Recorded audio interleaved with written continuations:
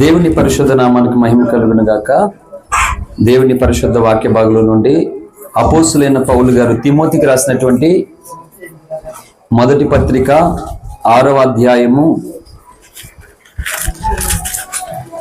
12వ వచనం మూలవాక్యంగా నేనే చదువుతున్నాను. దయచేసి పరిశుద్ధ బైబిల్ ఉన్న వాళ్ళందరూ తెరిచి చూడండి. లేని వారు శ్రద్ధగా ఆలకించవలసిందిగా మనం చేస్తున్నాను. దయచేసి ఎవరు మాట్లాడకండి. విశ్వాస సంబంధమైన మంచి పోరాడము, నిత్య జీవమును చేపట్టము. దాన్ని పొందుటకు నీవు పిలువబడి అనేక సాక్షులు ఎదుట మంచి ఒప్పుకుంటివి. ఈ పరిశుద్ధ లేఖన భాగం దేవుడు మన వెనుకడలో ఆశీర్వదించునుగాక. ఆమె చిన్న మాట ప్రార్థన చేసుకుందాం. స్తోత్రం నాయన, మహోన్నతుడగు తండ్రి, మీకు వందనాలు. పెదవలసల ప్రాంతాన్ని బట్టి నీకు స్తోత్రాలు. మా ప్రియులు డేవిడ్ లూదియాన్ని బట్టి నీకు వందనాలు. అయా వారింటి జరుగుతున్నటువంటి కృతజ్ఞత, అయా కొడుకుని బట్టి నీకు స్తోత్రాలు. తనిచ్చిన కుటుంబించిన సాక్ష్యాన్ని బట్టి నీకు స్తోత్రాలు. అనతి కాలంలో నేను ఇచ్చిన అయా రక్షణ బట్టి నీకు స్తోత్రాలు. భార్య భర్త ఇద్దరు రక్షణలో ఎదుగుతూ ప్రభు అయా తండ్రి నిన్ను కూర్చున్న సాక్షులుగా నేను నా మహిమార్థంగా జీవించడానికి సహాయం చేయమని, అయా నీ బిడ్డలను దీవించి ఆస్వాదించమని, ఈ కార్యక్రమంలో పాల్గొనలు పొందిన ప్రతి వారిని కూడా ప్రభు ఇగో పేరున మీరు దర్శించి దీవించమని, చదవబడిన లేఖనం ద్వారా నీ దాసుని అభిషేకించి నీ ఆత్మతో నింపి నీ ప్రజలందరికీ మేలు కలిగినట్లుగా, నీకు మహిమ కలిగినట్లుగా, అనేకులకి రక్షణ లేని వారికి రక్షణ కలిగినట్లుగా, రక్షణ పొందిన ప్రతి వారికి సత్య ప్రత్యక్షత కలిగినట్లుగా, సత్యంలో ఉన్న ప్రతి వారు సత్యమందు ప్రతిష్ఠింపబడినట్లుగా నీవే ప్రతి వారిని దర్శించి మాట్లాడమని యేసయ్య నామమున ప్రార్థిస్తున్నాం తండ్రి. ఆమేన్. ఆమేన్. అమ్మ ఆ ఫ్యాన్ పెట్టేసే తల్లి కొంచెం అలా లేసి ఫస్ట్ స్విచ్. దేవుని పరిశుద్ధ నామానికి మహిమ కలుగును గాక. అమ్మ ఫస్ట్ స్విచ్రా. ప్రభుని ఆరాధించడానికి వచ్చిన మీ అందరికీ ప్రభు పేరు ప్రత్యేకమైన వందనాలు. అలాగే కోరిక ఏర్పాటు చేసుకున్నటువంటి కుటుంబానికి కూడా హృదయపూర్వకమైన వందనాలు. మంచిది. లేఖనము ఏమని సాక్ష్యం ఇస్తుంది అంటే పోరాడమని చెప్తూ ఉన్నది. హల్లెలూయా. ఈరోజు భూమి మీద ఉన్నటువంటి ప్రతి వ్యక్తి జీవితంలోనూ పోరాటం అనేది కంపల్సరీ. ప్రతి మానవుని జీవితంలో పోరాడకపోతే ఆ వ్యక్తి ముందుకు సాగలేడు మాట. కనుక బైబిల్ కూడా మనకి ఏం చెప్తుందంటే, దయచేసి బయట ఉన్నవారు మీరే అడ్డుగా ఉండకండి దయచేసి. హల్లెలూయా. బైబిల్ కూడా ఏం చెప్తుందంటే మంచి పోరాటం, విశ్వాస సంబంధమైనటువంటి పోరాటాన్ని పోరాడము అని చెప్తుంది బైబిల్.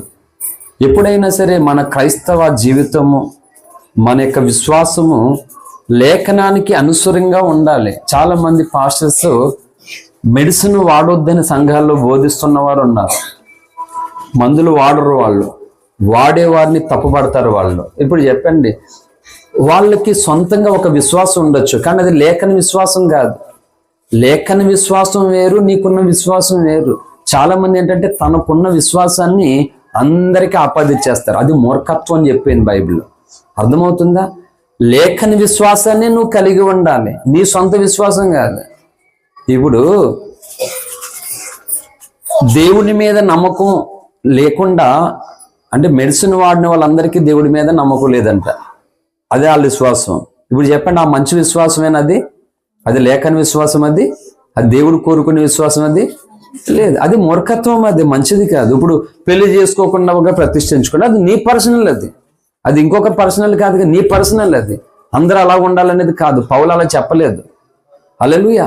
కాబట్టి చాలా మంది ఈరోజు భక్తి జీవితంలో, క్రైస్తవ జీవితంలో మనకి మాదిరి ఏంటంటే లేఖనం మాట. ఆ వేళనే నీ జీవితం ఉండాలి, నువ్వు చూసుకోవాలి. నీ అనుదిన జీవితం, నీ భక్తి జీవితం, నీ విశ్వాస జీవితం, నీ క్రైస్తవ జీవితం ఈ లేఖనాలకి వేరుగా ఉంటుంటే నువ్వు చూసుకుని దాన్ని మార్చుకోవాలి నువ్వు.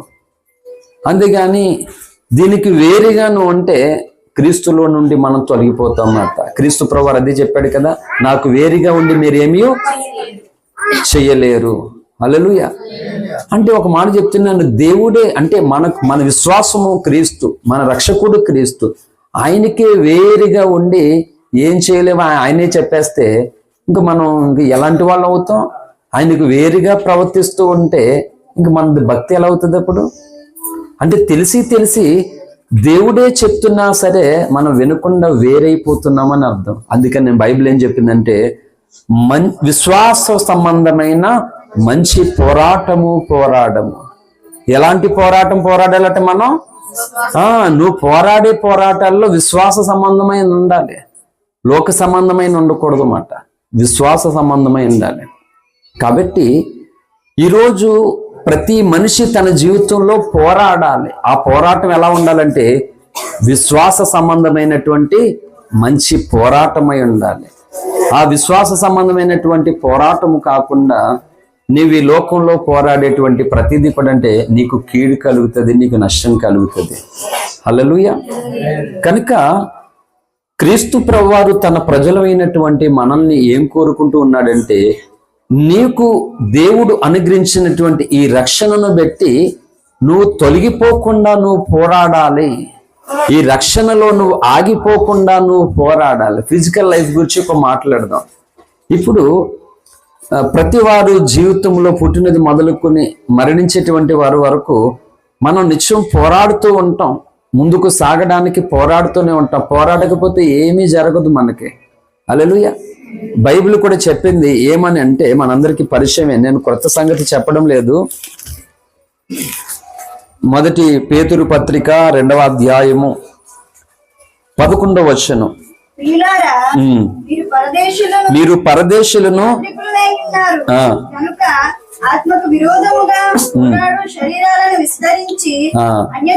చాలండి. ఆత్మకు విరోధముగా పోరాడు శరీరాశలను విసర్జించి. లేఖనం ఏం చెప్తుందండి? మనం దేనితో పోరాడాలట? ఏంటి వింటున్నారు అందరూ?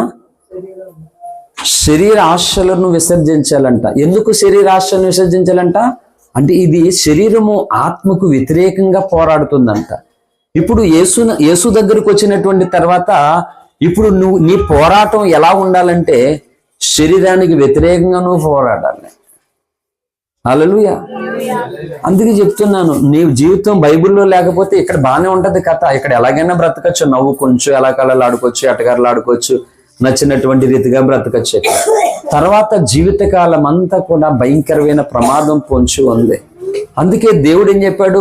మన నవ్వుని యాకోబే చెప్పాడు. దేనికి మార్చుకోవాలంట?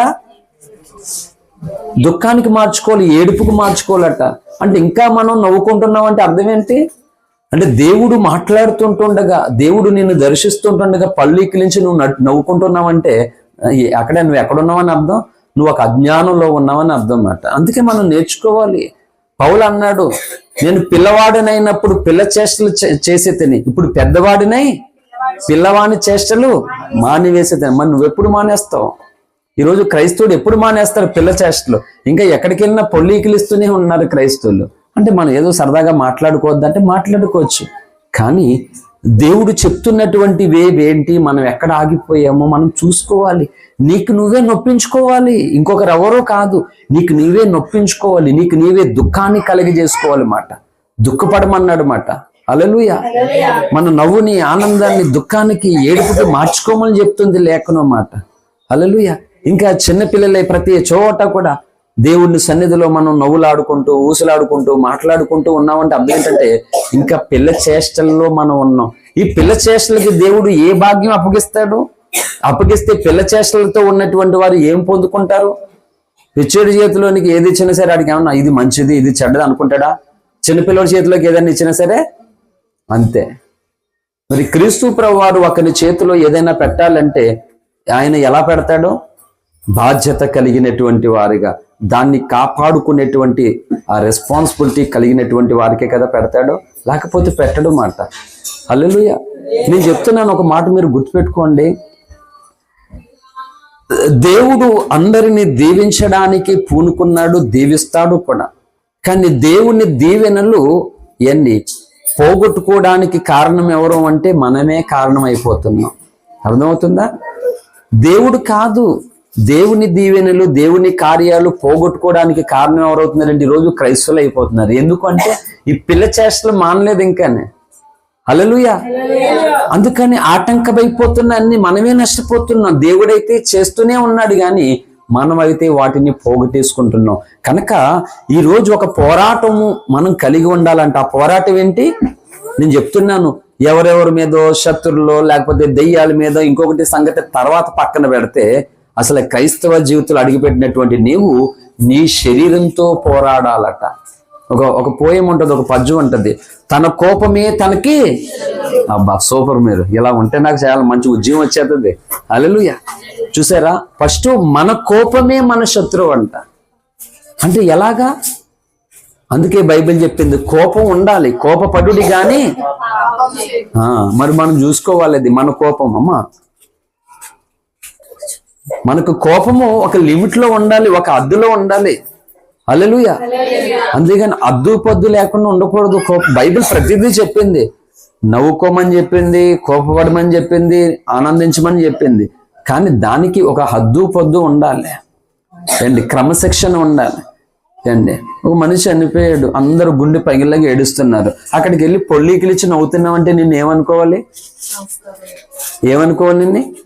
ఇప్పుడు క్రైస్తవా లేకపోతే ఇంకోటి పక్కన పెడితే నువ్వు అసలు మనిషివేనా అంటారు. అవునా కదా? అదే మాట చెప్తున్నాను. అలాగే బైబిల్ ఫిలిప్పీ పత్రిక 4:4 కూడా ఏం చెప్పింది తెలుసా? ఆనందించుడి, మీరు క్రీస్తునందు ఆనందించడి, మరలా చెప్పుదును ఆనందించుడి. అంటే మన దేవుడు మనం నవ్వుకొద్దనేవాడు కాదు, మన దేవుడు. మనం దేవుని యందు చాలా ఆనందంగా ఉండాలంటే ఈ లోకంలో. మరలా చెప్తున్నాను అన్నాడు ఆనందంగా ఉండడానికి. అంటే క్రీస్తు ప్రభు వారు తన జనులను, తన ప్రజలను ఎల్లప్పుడూ కూడా ఆనందంగా ఉండాలని దేవుడు చాలా చాలా కోరుకుంటూ ఉన్నాడు. హల్లెలూయా. కనుక మరి ఆనందంగా ఉండాలని కోరుకునే దేవుడు ఎందుకు మన నవ్వుని ఏడుపుగా మార్చుకోమంటున్నాడు? మన ఆనందాన్ని ఎందుకు దుఃఖంగా మార్చుకోమంటున్నాడు? ఎందుకు మనల్ని బాధపడమంటున్నాడు? అయినా మనం ఆలోచించాలి. అందుకే క్రీస్తు మనస్సును మనం తెలుసుకోవడానికి మనం పూనుకోవాలి. హల్లెలూయా. కాబట్టి నీ శరీరంతోనే నువ్వు పోరాడాలట. మొట్టమొదట మనం పక్కన వాళ్ళని ఇంకొకరిని పక్కన పెడదాం, అది కాదు అసలు. నేను చెప్తున్నాను, ఇప్పుడు దెయ్యాలతో పోరాటం అది కూడా పక్కన పెడదాం. మొట్టమొదటిగా ఏంటంటే నీ శరీరం, అంటే ప్రతి వారు కూడా నీ శరీరంతో నువ్వు పోరాటం నేర్చుకోవాలి. భక్తి జీవితంలో ఈ పోరాటం నువ్వు నేర్చుకోకపోతే నీకు ఎన్ని మర్మాలు తెలిసినా, ఎన్ని సంగతులు తెలిసినా ఏం ఉపయోగం ఉండదు అసలు. నేను ఒక మాట చెప్తున్నాను, సాతానికి లూసిఫర్కి తెలుసా తెలియదా? వాడికి తెలియనిది ఏమన్నా ఉందా? వాడికి ప్రతీదీ కూడా తెలుసు. నేను ఇలా ఆలోచిస్తున్నాను, ఈ ఆలోచన కూడా దేవుడు తెలుసు అని తెలుసు వాడికి. చూసారా, అంత తెలిసినా గాని వాడెంత మూర్ఖత్వంతో దేవుని మీద పోరాడుతున్నాడు చూడండి. అవునా కదా?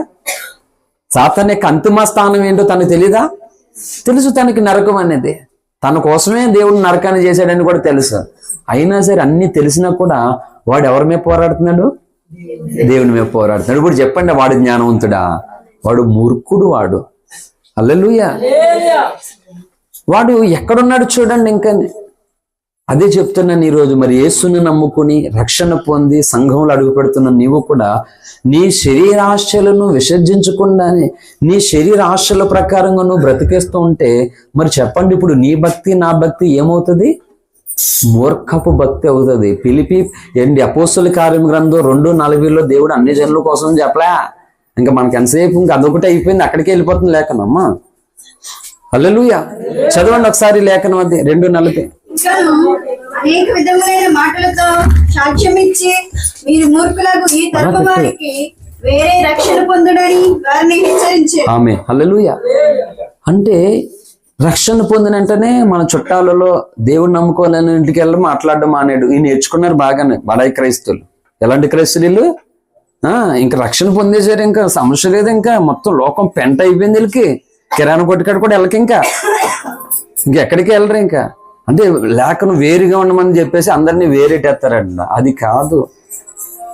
నీకు క్రీస్తు దూరమైపోయేటువంటి వ్యక్తులకు దూరంగా ఉండాలి, ఆ మాటలకు దూరంగా ఉండాలి, ఆ ఆలోచనలకు వేరేగా ఉండాలి, ఆ ప్రవర్తనకు వేరేగా ఉండాలి. వాళ్ళు అన్నిలా క్రైస్తవులు అనేది కాదు. వాళ్ళు ఎవరైనా సరే ఏం చేయాలి? నీ విశ్వాసం, నీ భక్తి పాడైపోతూ ఉన్నప్పుడు వారికి వేరుగా ఉండడం నేర్చుకోవాలి. ఇది తెలివైనటువంటి భక్తి మాట.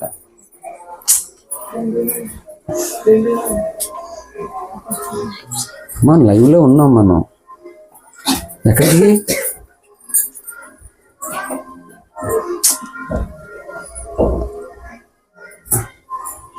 హల్లెలూయా. కనుక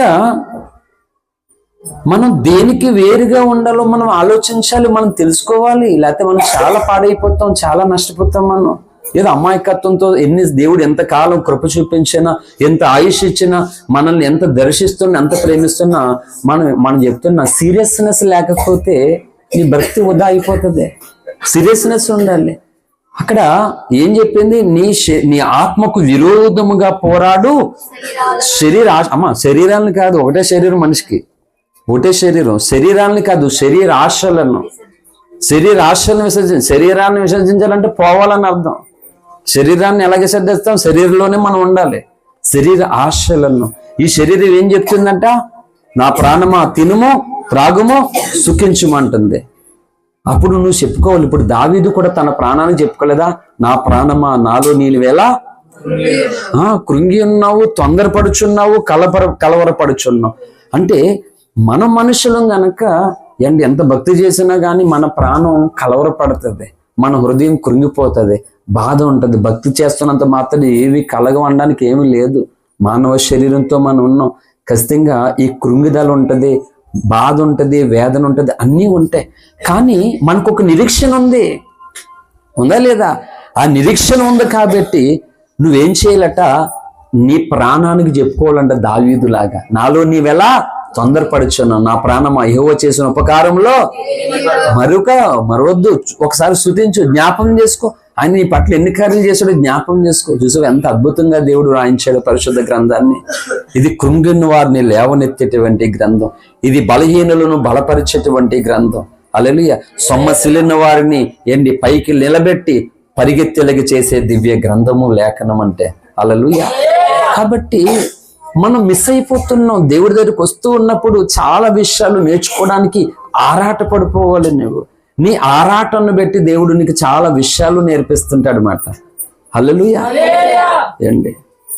నేను ఎల్కేజీలో జాయిన్ అయినప్పుడు మార్గదర్శి పబ్లిక్ స్కూల్లో ఫస్ట్, నేను ప్రైవేట్ స్కూల్లో జాయిన్ అయినప్పుడు ఎల్కేజీలో జాయిన్ అయ్యాను. నేను ఎల్కేజీలో జాయిన్ అయినటువంటి ఆ నెల్లు తిరగకుండానే మొత్తం అన్ని నేర్చేసుకుంటే నన్ను వచ్చి ఈ బాబు ఇక్కడ ఉండకూడదు అక్కడ ఉండాలని యూకేజీలో వేసాను నన్ను. హల్లెలూయా. ఎల్కేజీ చదవలేదు పూర్తిగా. నేను ఎల్కేజీ యూకేజీకి వెళ్ళిపి ఒకటే సంవత్సరం అన్నమాట. అలాగే నేను అవసరం పెట్టి చెప్తున్నాను, ఇది పొగడ్త కాదు. కానీ దేవుడు నార్మల్గా తను ప్రసాద్గానే తెలుసు, బయట ఉండేవాడు, ఆయనతే. లూదియా ఎక్కువగా ఇక్కడ పెదవసలకి వచ్చేవాడిని, ఉండేవాడిని కదా. పిల్లలకి బాబుకి బాగోకపోయినా ప్రార్థన చేయించుకునేది ఫస్ట్ నుంచి. అయితే తను చర్చికి వచ్చేటప్పుడు తను తీసుకుని వచ్చి అక్కడ చర్చి దగ్గర డ్రాప్ చేసేసి వెళ్ళిపోయేవాడు. తమ్ముడు లోపలికి రా అంటే వచ్చేవాడు కాదు. తను పర్లేదు అయ్యగారు అని అనేవాడు. అంటే ప్రార్థన ఎంతసేపు ఉన్నా సరే ఆ బయట ఉండేవాడు. ఒకవేళ తను తీసుకెళ్ళడానికి వస్తేనే ఎప్పుడు వచ్చేవాడు కదా అలాగా. అలాంటిది తను రావడం కోలంకలో ఉపవాస ప్రార్థనలో లాస్ట్ రోజు సెప్టెంబర్ 6 నా బర్త్డే రోజు, చర్చ్ యానివర్సరీ కోలంక. ఆ రోజు తను ఉన్నపాటును ముందు రోజు సిద్ధపడి, అయ్యగారు నేను ఉపవాసం ఉన్నాను, నేను బాప్తిజం తీసుకోవాలనుకున్నానంటే, అమ్మ మరి మీ భర్తకి చెప్పావా? చెప్పు తల్లి ఒక మాట అని చెప్పి నాకు ఏంటనే చెప్పంటే చెప్పి అయ్యగారు ఒప్పుకున్నారు, నేను తీసుకుంటానని చెప్పింది. తను సెప్టెంబర్ 6న బాప్తిజం తీసుకుంది. ఆ తర్వాత డేవిడ్ ఎలాగ మారాడో తర్వాత తను చెప్తాడులే, నేను చెప్పను కానీ ఇప్పుడు. ఆ తర్వాత తను జనవరి 1కే బాప్తిజం తీసుకున్నాడు డేవిడ్ మళ్ళా. అంటే మధ్యలో ఎంత గ్యాప్ ఉంది? సెప్టెంబర్ తీసేస్తే అక్టోబర్, నవంబర్, డిసెంబర్, ఈ 3 నెలలు. ఈ 3 నెలలు ఎప్పుడు తను చర్చకొచ్చాడు, ఎప్పుడు బాప్టిజం తీసుకున్నాడో కూడా తెలియదు. చాలా తక్కువ సమయంలోనే, షార్ట్ పీరియడ్లో తను మందిరానికి రావడం, బాప్టిజం తీసేసుకోవడం, పాటలు పాడేస్తున్నాడు, వాక్యం చెప్పేస్తున్నాడు, పాటలు పాడుతున్నాడు, సాక్ష్యం చెప్పేస్తున్నాడు. ఒక మాట చెప్తున్నాను, ఆనందం కలుగుతుందా కలగదా? న్యాయం కదా అది. అంతేగాని ఒకరు డబ్బున్నది కాబట్టి, ఒకరు బలవంతులు కాబట్టి, వాళ్ళకి గొప్ప కులం కాబట్టి ఇదేమీ కాదు. అంటే నీ కదలిక, క్రీస్తు కొరకు నీ కదలిక, నీ పరితాపం, నీ ఆరాటాన్ని చూసి దేవుడు నిజంగా ఆనందిస్తాడు. నేను ఒకటి చెప్తున్నాను, ఒకవేళ మన భక్తిని బట్టి, మనల్ని బట్టి ఇతరెవరు ఆనందించకపోయినా పర్వాలేదు, కానీ చెప్పు, ఆనందించవలసిన ఆయన ఒకడు ఉన్నాడా లేడా? ఖచ్చితంగా ఆయన ఆనందించాలి లేదా? ఒక మాట చెప్తున్నాను, ఆయనే ఆనందిస్తే సంఘం ఆనందించదా? సేవకుడు ఆనందించడా? తప్పకుండా జరుగుతుంది. సమాజంలో నిన్ను ద్వేషించేవారు ఎంతమంది అయినా ఉండొచ్చు, కానీ నిన్ను ప్రేమించేవారు కూడా తప్పక ఉంటారు. హల్లెలూయా. నిన్ను బట్టి అసూయపడేవారు ఎంతమంది ఉన్నా కానీ నిన్ను బట్టి ఆనందించేవారు కూడా ఉంటారు, ఉండాలి. హల్లెలూయా. ఖచ్చితంగానే. మరి చెప్పండి, మన జీవితంలో ఆ ఆనందాన్ని దేవునికి మనం ఇవ్వకపోతే ఎన్ని సంగతులు మనం సాతానులాగా నేర్చుకుంటే, తెలుసుకుంటే ఉపయోగం ఏంటి? నువ్వు తెలుసుకున్న సంగతులను గూర్చి నువ్వేమవ్వాలి? సాక్షి అవ్వాలి. హల్లెలూయా.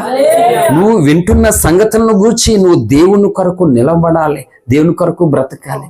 ఎందుకు ఇలా జరగట్లేదంటే అర్థం ఏంటంటే, నీ పిల్ల చేష్టలో ఈ శరీర ఆశలు నిన్ను అణిచివేసేస్తున్నాయి. ఒక మాట చెప్తున్నాను, నువ్వు భక్తి చేస్తుండగా నిన్ను తొక్కేసేవాడు ఎవడు ఉండలేడు. చాలా మంది అంటారు, నన్ను తొక్కేస్తున్నారండి. ఎవడు తొక్కేయగలడు? ఇదేమన్నా రాజకీయమే తొక్కేయడానికి? ఇది వ్యాపారం, ఇది తొక్కేయడానికి? ఎవడు తొక్కలేడు మాట. నువ్వు మోకాళ్ళు నీ దేవుని సన్నిధిలో నువ్వు పూనుకుని రోధించి ప్రార్థిస్తే ఎవడు నిన్ను తొక్కగలడు? ఏంటి, ఎవడు తొక్కలేడు అసలు. నిజంగా దేవుడు నిన్ను పిలిస్తే, నిజంగానే దేవుడికి నువ్వు కావాల్సి వస్తే శక్తులు వ్యక్తులు కలిసినా సరే నిన్ను ఏమీ చేయలేవు. మహా అయితే బాధపడతారంటే, కష్టపెడతారంటే, ఇంకా అయితే చంపగలుగుతారేమో. ఆత్మను చంపలేరు కదా వాళ్ళు, చంపలేరు. అందుకంటున్నాను, క్రీస్తు దగ్గర ఎవరు నిన్ను అలా తొక్కలేరు అసలు, ఎవరి వల్ల కాదు అసలు. మనుషులు అవకాశాలు వేస్తే బద్దలు అవుతామో మనం. నా సాక్ష్యాన్ని పెట్టంటే నేను పాపులర్ అవుతున్నానంట. సాక్ష్యాన్ని పెట్టంటే ఎలాగంటే రోగాన్ని పెట్టి, అబ్బాయి ఎంత చిత్రం స్టోరీ అదే. రోగాన్ని పెట్టి పాపులర్ అవుతున్నాను అంటున్నా డానియేల్ అన్న. ఒక మాట చెప్తున్నాను, యథార్థంగా ఆలోచించండి. ఒక ప్రేగు లేకుండా 1 పాయింట్ 2 పాయింట్లు రక్తంతో ఉండి 6 గంటలు ప్రార్థించడం సాధ్యమా? రోజుకి 6 గంటలు తక్కువ. 100 అధ్యాయాలు చదివేవాడిని బైబిల్, రోజుకి 100 అధ్యాయాలు సాధ్యమయ్యేంతనే. రక్తం లేకుండా ఇప్పుడు ఒంట్లో ఎన్నో ప్రాబ్లమ్స్ ఉంటాయి. మొట్టమొదటిగా రక్తమే లేదు, నువ్వు చాలా బలవంతుడు, 6 ప్యాక్ బాడీ ఉంది, మొత్తం గుద్దుతే అవతడు చచ్చిపోతాడు, అంత బలం కూడా నీకు ఉంది. ఇప్పుడు నీకు అలాంటిది రక్తమే లేదు మొత్తం ఒంట్లో, పిల్లి అయిపోతావు, పులవుతావు. ఇప్పుడు మరి ఈ పిల్లి 6 గంటలు ప్రార్థన చేస్తుందా? ఉపవాసాలు ఉంటుంది అసలనే. మనం చెప్పారు కదా, ఏమన్నా రవిశంకర్ గారు క్లియర్ గా చూశారు కదా, మీరు విన్నారు కదా, మెడికల్ మిరాకిల్. హల్లెలూయా. అదే చెప్తున్నాను, దేవుడు మట్టిని మనిషిగా చేసాడండి. మట్టి ముద్ద మనము. ఈ మట్టి ముద్దే తెల్లగా ఒకరు, నల్లగా ఒకరు, పొట్టుగా ఒకరు, ఎర్రగా ఒకరు, బండగా ఒకరు, రకరకాలుగా ఉన్నాం అంతే. అసహించడానికి ఏమీ లేదు, మట్టే మళ్ళీ. అందుకే మళ్ళా మనలో మన్న అయిపోతాం మనం. హల్లెలూయా. కాబట్టి రోగాన్ని బట్టి పాపులర్ అయిపోతారా? ఎవరైతే తెక్కులోడా, రోగాన్ని బట్టి ఎవరో పాపులర్ అవర్రా. క్రీస్తు నీ హృదయంలో నివసించే దాన్ని బట్టి నువ్వు ముందుకు సాగుతావు అంతే. హల్లెలూయా. క్రీస్తు లేకుండా అది చేద్దాం ఏంటి? మనకు తెలుసు కదా, ప్రధాన యాజకుడైనటువంటి క్షేవయ కుమారులు 7 ఉన్నారట. వాళ్ళు ఏం చేశారు? తమ్ముడు, ఒరే వాళ్ళు ఏదో చేస్తున్నారు, ఏదో అంటున్నారు, ఆ మంత్రం ఏంటో చూడండి అని పంపించాడు. వీడు వెళ్ళాడు, చూశాడు, ఫలానా చోట దయ్యాలు వదిలి పడుతున్నారు, యేసు నామములో. అరే తెలిసిపోయింది సీక్రెటా, ఇంతకాలం ఇదా ఇది సీక్రెట్ అనయా తమ్ముడా, తెలిసిపోయింది. మనం కూడా బయలుదేరదు. ఏంటంటే ఏ సింపులే, చిన్న మాట అంతే, పెద్ద మంత్రం ఏం కాదు. అలా ఏమి కాదు అసలు. యేసునామం అంతే, ఎవరికి తెలియదో చిన్న మాటే కదా. అంతేనా? బయలుదేరారు వత్తాతలు ఒక్కొక్కడు ఊరి మీదకి బయలుదేరారు. ఎక్కడది అంతే. అంత ఆనందంతో బయలుదేరిన వత్తాతని ఒంటి మీద గుడ్డలు ఊడిదీసి తన్నింది దయ్యం. హల్లెలూయా. ఎందుకు? ఈ యేసునామముతో ఆటలాడొద్దు. హల్లెలూయా. యేసునామమును శరణు కోరితే శక్తి కలుగుతుంది. యేసునామమునికి ఎదురొస్తే పంచులు తడిసిపోతాయి, తోళ్ళు ఊడిపోతాయి. హల్లెలూయా. యేసునామము అన్ని నామముల కంటే ఉన్నతమైనటువంటి నామము, నజరీయుడగు యేసు అనేటువంటి నామము. ఈ నామమును కలిగినటువంటి మనము ధన్యులమండి. హల్లెలూయా. గొప్ప భాగ్యవంతులు. అందుకనే మనం ఏ విషయంలోనైనా కృంగిపోతే, నలిగిపోతే, దేవుడు నాకేమీ చేయలేదు అసలని అని నువ్వు ఏదో విధంగా బాధపడి వెనకడికి వెళ్ళిపోతావేమో అని ఇలాంటి చూడండి, మన అందరి కొరకును స్వస్థతను లేకుండా లాజర్ను పెట్టాడు దేవుడు. హల్లెలూయా. మనం అనుకోవచ్చు, లాజర్కి ఎందుకు స్వస్థత కలగలేదు, లాజర్కి ఎందుకు స్వస్థత కలగలేదు అంటే నేను చెప్తా, మన కోసం కలగలేదు. హల్లెలూయా. అర్థమవుతుందా? దేవుడు ఒక్కొక్కరిని ఒక్కొక్క దాని కొరకు ఏర్పాటు చేసాడట. కాబట్టి నీవు లాజరుని, అంటే నువ్వు కృంగిపోయిన పరిస్థితుల్లో, నలిగిపోతున్న పరిస్థితుల్లో, బలహీనమైన పరిస్థితుల్లో లాజరుని ఒకసారి జ్ఞాపకం చేసుకో. నువ్వు లాజరు అంత అలాంటి పరిస్థితుల్లో కూడా ఎలాగ దేవుని రాజ్యానికి చేరాడు. నేను లాజరు కంటే బాగానే ఉన్నాను కదా, మరి ఎందుకు నేను వెళ్తాను ఇప్పుడు అని ఆలోచించుకో ఒకసారి. నువ్వు బలవంతుడు అయిపోతావు మాట. హల్లెలూయా. ఒక మాట ఉంటుంది, strength is a my life but weakness is a death అని స్వామి వివేకానంద గారు అన్నారు. హల్లెలూయా. నీ స్ట్రెంగ్తే నీకు జీవం కలుగుతుంది, బలము కలుగుతుంది, మేలు కలుగుతుంది. నువ్వు బలహీనమైనటువంటి ఆలోచనతో ఆలోచిస్తే నీకు మరణం కలుగుతుంది, జీవం పోతుంది అన్నమాట. అందుకని నువ్వు ఏం చేయాలంటే విశ్వాస సంబంధమైన మంచి పోరాడము నిత్య జీవమును చేపట్టము. హల్లెలూయా. కాబట్టి ఈ విశ్వాస సంబంధమైన పోరాటానికి ఇప్పుడు ఏది అడ్డుగా ఉంది మొట్టమొదటిగా మానవ జీవితంలోనంటే మన శరీరము. హల్లెలూయా. నీ శరీరము ఎన్నో రకాలుగా నిన్ను లాగేస్తుంది, వెనక్కి నిన్ను బలహీనపరిచేస్తుంది. ఇప్పుడు నువ్వు పెంచి పోషించుకోవాల్సింది శరీరాన్ని కాదు, శరీరాన్ని ఆరోగ్యంగా కాపాడుకోవడం నీ పని. నువ్వు చేయవలసిన పని ఏంటి చెప్పినా, శరీరాన్ని రే కూర్చోరా, శరీరాన్ని నువ్వు మంచిగా ఆరోగ్యంగా కాపాడుకోవాలి దాన్ని. అందుకని శరీరం నిన్ను ఎటోపు నడిపిస్తే శరీరం ఏం చేయమంటే అది చేయకూడదు. అది నువ్వు తెలుసుకోవాలి ఖచ్చితంగానే. అనేకులు శరీరాశలు అంటే అదిగే చెప్తున్నాను, నువ్వు దేంతో పోరాడాలంటే నీ ఆలోచనలతో నువ్వు పోరాడాలి, నీ ఆలోచనలతో నువ్వు పోరాడాలి. ఎందుకంటే తర్వాత పోరాడడానికి ఏముండదు. ఇప్పుడు పబ్లిక్ ఎగ్జామ్ వస్తే ఎగ్జామ్ అయిపోయిన తర్వాత అర్రే ఇంకోసేపు పుస్తకం ముందు చదివితే బాగున్నాను, మా అమ్మ నాన్నకి ఏదో నటించేస్తున్నాను పుస్తకం ఎదురెట్టేసుకుని సెల్ ఫోన్ మధ్యలో ఎట్టేసుకుని అయ్యయ్యో నిజంగా చదివితే బాగున్నాను అని వెనకన్నా నాలుగు కలుసుకోవడం వల్ల ఉపయోగం ఉండదు మాట. అందుకే చెప్తున్నాను, ప్రతివానికి కొన్ని ఆలోచనలు ఉంటాయి. నీకు సొంత అభిప్రాయం, సొంత ఆలోచనలు ఉంటాయి. నీ మనసు ఏం చెప్తుందో, నీ ఆలోచన ఎలా నడిపిస్తుందో అలాంటి నిర్ణయాలు, అలాంటి ఆలోచనలు తీసుకుంటూ నువ్వు పాడైపోతావు ఖచ్చితంగానే. హల్లెలూయా. అందుకనే బైబిల్ నేను అక్కడి నుంచి వెళ్ళలేకపోతున్నాను. ఎందుకంటే అక్కడ అసంఖ్యకమైనటువంటి సంగతులన్నీ కనబడుతూ ఉన్నాయి. తెల్లవార్లు చెప్పేస్తాను అదే లేఖనంతో, ఇంకా బయటికి వెళ్ళలేనమాట. తక్కువ విషయం కాదేమిని. దేవుడు ఎన్నో సంగతులు మనకి నేర్పించడానికి వచ్చాడు ఈ భూమి మీదకి. ఈ అద్భుతమైన గ్రంథాన్ని మనకు అందుకే ఇచ్చాడు. నీ శరీర ఆశలను విసర్జించాలట. అంటే శరీర ఆశలు అంటే మనం ఎంతసేపు వ్యభిచారం చేయట్లేదు, దొంగతనం చేయట్లేదు, నరహత్య చేయట్లేదు. ఇదేనా నేను చెప్తాను, గుర్తుపెట్టుకోండి. దేవునికి వేరుగా ఆలోచన కలిగే ప్రతీదీ పాపమే. హల్లెలూయా. మరి ఎప్పుడు నువ్వు దాని మీద పోరాడతావు? ఎలా పోరాడేస్తావు? మాట చెప్తున్నాను, పోరాడాలంటే కనీసం ఏముండాలి? ఇప్పుడు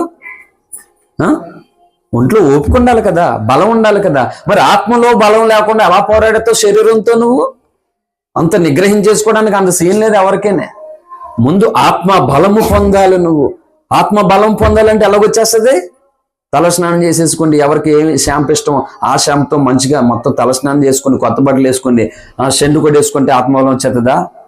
నేను చెప్తున్నాను, నీ ఆత్మ బలము ప్రార్థనలో రావాలి. నీకు తినే తిండిలో, కట్టుకునే బట్టల్లో, సంపాదించే సంపాదనలో ఉండదు. నీ స్ట్రెంత్ మోకాళ్ళ ప్రార్థనలో ఉండదు. అందుకని ప్రతి క్రైస్తవుడు మొట్టమొదటిగా నువ్వేం చేయాలంటే ప్రార్థనలో పోరాడడం నువ్వు నేర్చుకోవాలి. హల్లెలూయా. ప్రార్థనలో పోరాడడం నేర్చుకోకపోతే నువ్వు అన్ని విషయంలో ఫెయిల్ అయిపోతావు. అందుకే ప్రసంగానికి పరిశుద్ధాత్మ దేవుడు ఒక విలువైనటువంటి పేరు పెట్టాడు. ఏ పేరు అంటే నీది పోరాటమా ఆరాటమా. హల్లెలూయా. ఏంటి సందేశం?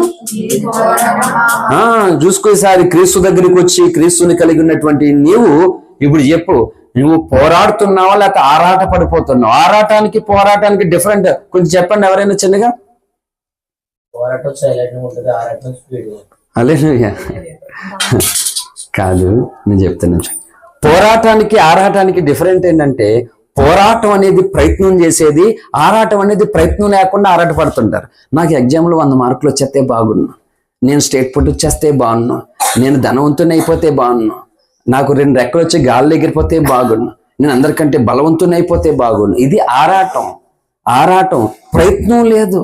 పోరాటం అంటే ఏంటంటే, నాకు ఎలాగైనా రేపు రాయిపోతున్న ఎగ్జామ్స్లో 100కు 100 మార్కులు రావాలి, ఈ రాత్రి నేను తింటే భోజనం చేస్తే నిద్ర వచ్చేస్తుంది, నేను పడుకోను అని కడుపు మార్చుకోండి.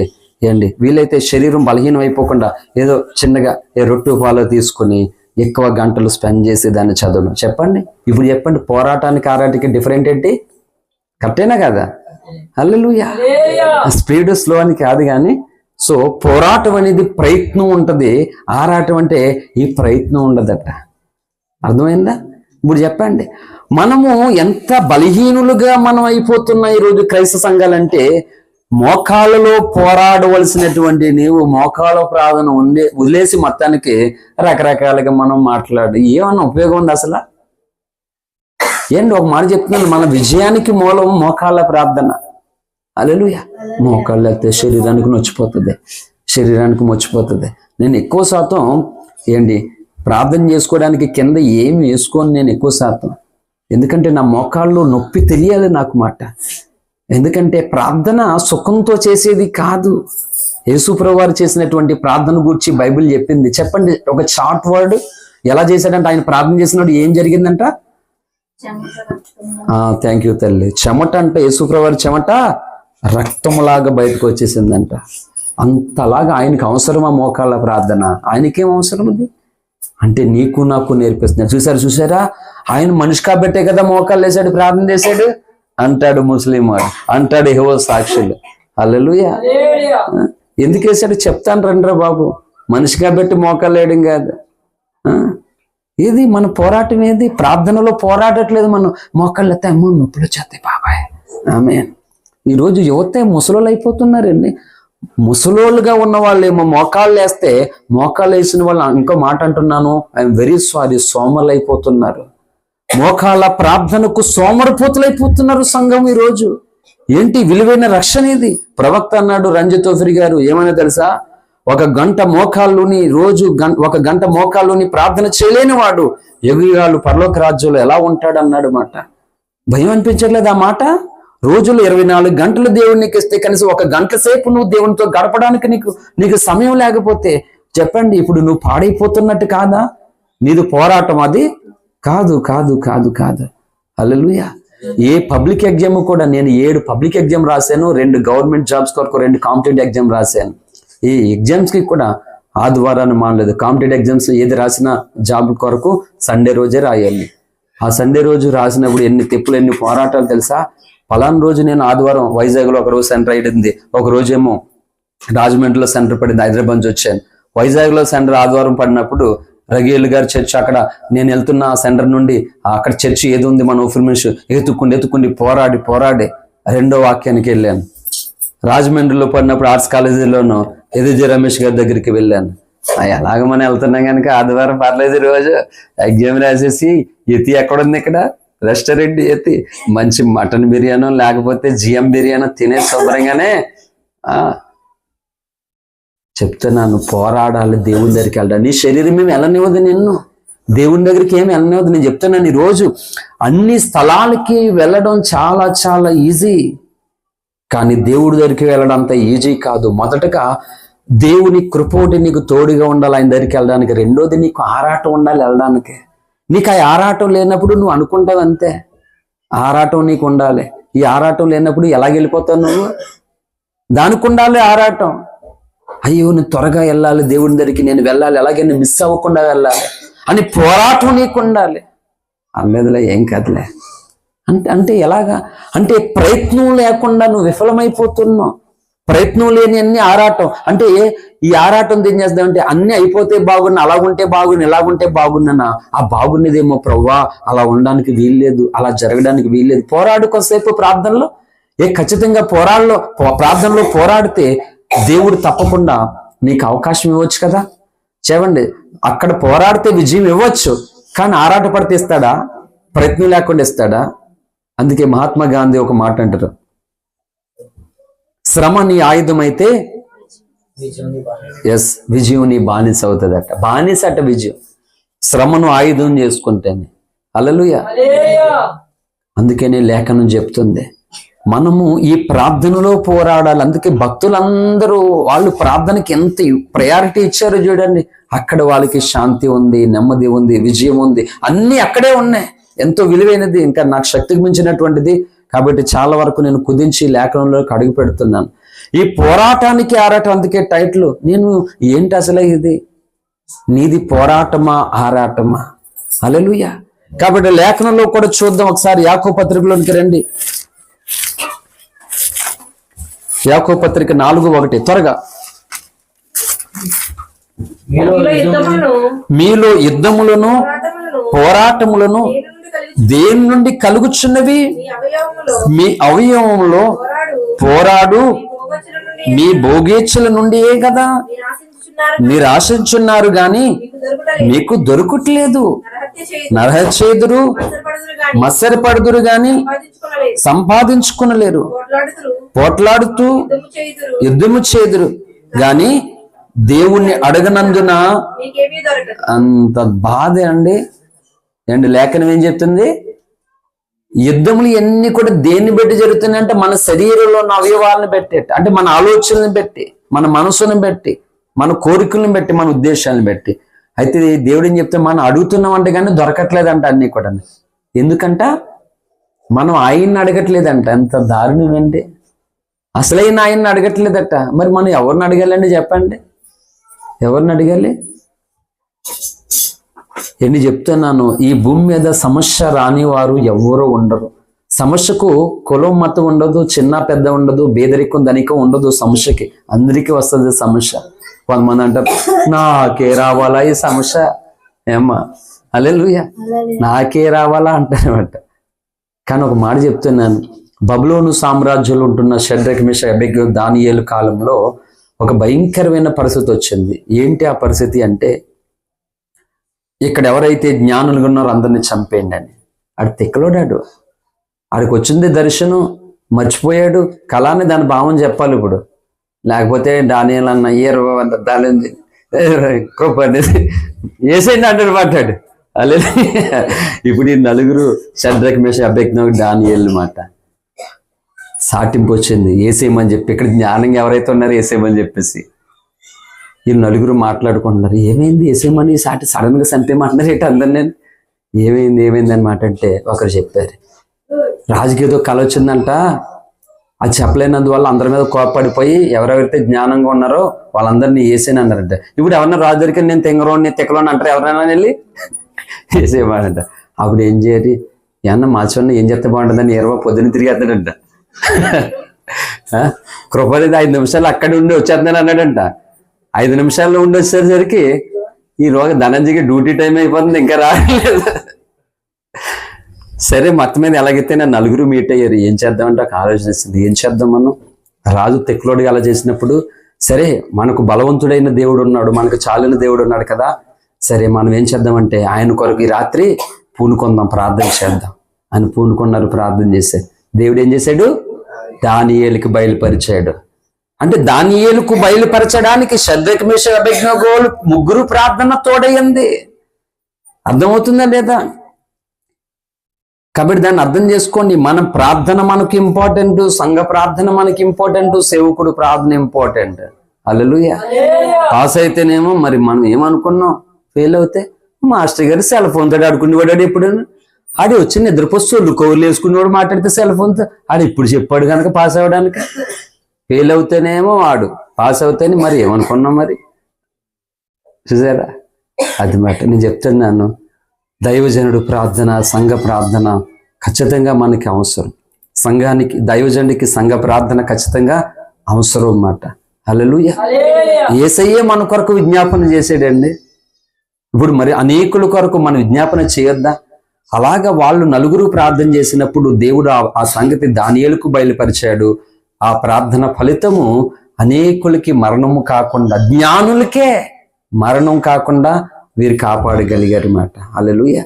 మరి ఇలాంటి ఇంత గొప్ప ప్రార్థనను దేవుడు దిగివచ్చి మర్మములు తెలియపరచగలిగిన ప్రార్థన, మన బ్రతుకులను ఉజ్జీవింపచేసే ప్రార్థనను మనం నిర్లక్ష్యం చేస్తే ఇంకెలాగ మనం పోరాడుతాం? అందుకని దేవుణ్ణి అడగట్లేదని చెప్తుంది యాకోబు పత్రిక 4:1. నాకు చాలా భయం వేసింది ఆ లేఖనం కనబడినప్పుడు. అయ్యయ్యో నిజమే, చాలా మంది క్రైస్తవులు ఈ రోజు వాళ్ళకి వచ్చినటువంటి నిర్ణయాలు వాళ్ళు సొంతంగా తీసేసుకుంటారు. వీళ్ళకి నచ్చిన వాళ్ళతో పాటు నిర్ణయాలు తీసేసుకుంటారు. కానీ దేవుడిని అడుగుదాం ఈ విషయంలో. దేవుడు ఏమంటాడో చూద్దాం, దేవుని వైపు చూద్దాం, దేవుడు ఉత్తరం ఇస్తాడేమో చూద్దాం. ఒక మాట చెప్తున్నాను, నినీవే అనే మహాపట్టణానికి భయంకరమైన శ్రమ వచ్చింది. అగ్ని గంధకాల చేత ఆ దేశాన్ని మొత్తం నాశనం చేసేటువంటి పరిస్థితి ఏర్పడింది. ఆ వార్త రాజు విన్నప్పుడు ఏం చేశాడు? నిజంగా చెప్తున్నాను, ఆ నినేవే పట్టణాన్ని గూర్చి ఆ రాజు తీసుకున్న నిర్ణయాన్ని బట్టి బోల్డ్ భక్తి నేర్చుకోవచ్చు మనం. నాకు తెలుసు బైబిల్లో అటువంటి ఉపవాసం ఎక్కడ కూడా లేదు, ఎక్కడ కూడా లేదు. ఐగుప్తు దేశంలోనూ కూడా లేదు. తెలుసా, నినేవే ప్రజలు అలాంటి ఉపవాసాన్ని కలిగారు. పశువులకు గడ్డి కూడా వేయకూడదట. అవునా కదా? పశువులకు గడ్డి కూడా వేయకూడదు. రాజు రాజవస్త్రాలు తీసుకుని గోను పట్ట ధరించుకుని దేవుడు ఒకవేళ మనల్ని కనికరిస్తాడేమో, మనమందరూ ఉపవాసం ఆయన బ్రతిమాలుకుందాం రండి అని దేశాన్ని పిలుపునివ్వగా ఈ ప్రజలు రాజు అందరూ కలిపి దేవుని బ్రతిమాలుకున్నారు. అప్పుడు అన్నాడు, కుడి ఎడములు తెలియని జనులు వీళ్ళు 1,25,000 మంది ప్రజలు. లాస్ట్ వచనంలో వీళ్ళ విషయంలో నేను విచారపడొద్దా అన్నాడు దేవుడు యోనాతోటి. హల్లెలూయా! ఎంత కృప కలిగిన దేవుడు మనకు దొరికాడు తెలుసా. నిజం చెప్తున్నాను, ఈరోజు మనం అయిపోతే బాగుండు, అలా జరిగిపోతే బాగుండు, మన సమస్యలు తీరిపోతే బాగుండు, అప్పులు లేకపోతే బాగుండు, ఇలాగ అనుకుంటున్నా. ఇదంతా ఆరాటం. నేను చెప్తున్నాను నిజమే. నీ కొరకు నువ్వు ప్రయత్నం చేయి. ఫస్ట్ ప్రయత్నం చేయి. ఆ ప్రయత్నాన్నే పోరాటం అంటారు. నేను చెప్తున్నాను, ప్రార్థన అనే ప్రయత్నాన్ని నువ్వు వదిలేసి నీ అతి తెలివి చేత నువ్వు అన్ని ప్రయత్నాలు చేయొచ్చు. చాలా మంది నేను చెప్తున్నాను, అన్ని చోట్లకి వెళ్ళడానికి వెళ్ళిపోతారు ఈజీగా, అన్ని స్థలాలకు వెళ్తారు, ఎక్కడికి వెళ్ళాలని వెళ్ళొచ్చు. కానీ చర్చికి మాత్రం రావడానికి మాత్రం తోడు లేకపోతే రారు. ఏంటో మరి ఇది చిత్రం. ఎక్కడికైనా సరే వెళ్ళిపోవడానికి ఎన్ని రకాలుగా పూనుకుంటారు, కానీ చర్చికి వెళ్ళడానికి మాత్రం ఆ తెగింపు ఉండదు, ఆ ఆసక్తి ఉండదు. అందుకని యాకోబు 4 మళ్ళీ చదువుతున్నాను చూడండి, 4:1 మీలో యుద్ధములను పోరాటములను దేని నుండి కలుగుచున్నవి? మీ అవయముల్లో పోరాడు మీ భోగేచ్చు నుండే కదా మీరు ఆశించున్నారు గాని మీకు దొరకట్లేదు. నరచేదురు మత్సరపడుదురు గాని సంపాదించుకోలేరు. పోట్లాడుదురు యుద్ధము చేదురు గాని దేవుణ్ణి అడగనందున మీకేమీ దొరకదు. హల్లెలూయా! కాబట్టి మన జీవితంలో ప్రతి దాని గురించి దేవుణ్ణి అడగాలి. ప్రతి దాని గురించి అడగాలి. హల్లెలూయా! ఇంకా ఏమి ఉండకూడదు నీకు దేవునికి సీక్రెట్ అసలు. ప్రతి దాని గురించి అడగాలి. అడిగి ఆయన వైపు చూడాలి. కానీ మనం ఏం చేస్తామంటే దేవుణ్ణి అడగం. మనకి ఇష్టమైన వాళ్ళు నచ్చేలా చూసుకుని 2 మాటలు చెప్పి అవసరమైతే మనకి ఏది అనిపిస్తే అది చేసుకుంటూ వెళ్ళిపోతాం. అది కరెక్ట్ కాదు దేవుని ప్రజలకే. హల్లెలూయా! అందుకనే లేఖనం చెప్తుంది, నీది ఆరాటమా, నీది పోరాటమా, ఆరాటమని. అందుకనే ఈ రోజు నుంచి ఖచ్చితంగా ఈ అంశాన్ని తీసుకుని ప్రార్థనలో నువ్వు పోరాడడం పూనుకో. నువ్వు ఏ పని చేస్తున్నా, ఎక్కడికి వెళ్ళినా, ఎలాంటి నిర్ణయం తీసుకున్నా మొదట కలిసి భార్యాభర్తలైతే దేవుడి సన్ని ఇద్దరు కలిపి దాన్ని గూర్చి గడపండి. ఇలా ఎవరికి వాళ్ళే దేవుడి దగ్గర గడిపి ఆ ప్రార్థనలో పోరాడి ఎత్తిపెట్టి, ప్రభువా నేను ఈ రెండింటి మధ్య ఇరుకుబడి ఉన్నాను, ఏం చేయాలి ఇప్పుడు, నేనేం చేయాలి? పౌలు ఆ మాట చెప్తాడు పిల్లను, రెండింటి మధ్యన ఇరుకుని ఉన్నాడట. ఏ రెండింటి మధ్యన?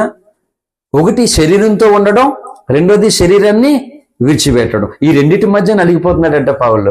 ఎంత అద్భుతమో పౌలు యొక్క వివరణ. హల్లెలూయా! చెప్పాడు ఆయన, అంత అద్భుతం. బ్రతుకుడైతే క్రీస్తే, చావైతే మేలే తనకి. మనకు కాదు, మనకు ఖచ్చితంగా చెప్తున్నాను, మనకైతే చావైతే కీడే, చావైతే మనకి నష్టమే. కాబట్టి కలలు కనొద్దు, దేవుడు వచ్చి తీసుకెళ్ళిపోతే బాగుండు అనేది. ఏం సాధించామని తీసుకెళ్ళిపోవడానికి? ఏం వెళ్తాం? అక్కడికి వెళ్ళి కన్ను తెరిస్తే ఏమవుతాం? చాలా మనకైతే కీడు. పౌలుకి తప్ప మనకి మేలైతే కాదు అంతే. కానీ ఆ పౌలు అన్నాడు, ఈ రెండింటి మధ్య ఇరుకుని ఉన్నాడు. ఎందుకంటే నేను ఇంకా ఈ శరీరంలో ఉంటే మరికొంత నీకు ఉపయోగపడతాను, మరికొందరికి క్రీస్తును ప్రకటిస్తాను, మరికొందరిని ధైర్యపరుస్తాను, మరికొందరిని ఆదరిస్తాను, మరికొందరిని రక్షిస్తాను. ఇది పౌలు జీవితం. ఒకవేళ వెళ్ళిపోతే శరీరాన్ని, అక్కడ ఆనందమే, కానీ అది నా మట్టికే ఆనందం, అది నాకే సంతోషం. కానీ నేను ఇక్కడ ఉంటే నీకు మంచిదే, ఇక్కడ అందరికీ మంచిదే. ఇది పౌలు నిర్ణయం. కాబట్టి రోజు మనకిచ్చిన ఈ ఆయుష్ని, ఈ ఆరోగ్యాన్ని, బలాన్ని, జ్ఞానాన్ని మనం ఏం చేస్తుంటే ఆరాటంతో వదిలేసుకుంటున్నాం. దేవుణ్ణి అడగట్లేదు మనం. ఎవరికి నచ్చిన నిర్ణయాలు తీసుకున్నారు, ఎవరు ఇష్టం చెప్పి భర్త భార్య చెప్పిందని, భార్య భర్త చెప్పాడని, పిల్లల తల్లిదండ్రులని, ఎవరు నచ్చిన నిర్ణయాలు తీసుకుంటూ వెళ్ళిపోతున్నారు. కానీ నేను చెప్తున్నాను, అదేదో దేవుడిని అడిగి దేవుడు చేయమంటే చేయడానికి పూనుకుంటే మంచిది కదా, మనకి నష్టపోం కదా. తర్వాత మళ్ళీ నువ్వు చేయమన్నావు కనుక నేను చేసేసాను, వాళ్ళ మీద తోసేస్తారు మళ్ళీ. ఎందుకు ఇవన్నీ? దేవుడి దగ్గర పెట్టుకుని ఒక నిర్ణయంలోనికి రండి కుటుంబము. ఈరోజు అందుకనే క్రైస్తవులు బలహీనలు అయిపోతున్నారు. మంచి మంచి ప్రత్యక్షతలు ఉన్నాయి, జ్ఞానం ఉంది, చాలా సంగతులు ఉన్నాయి. కానీ ఎందుకు అవి మనలో దుర్నిగి పాలైపోతున్నాయి? హల్లెలూయా!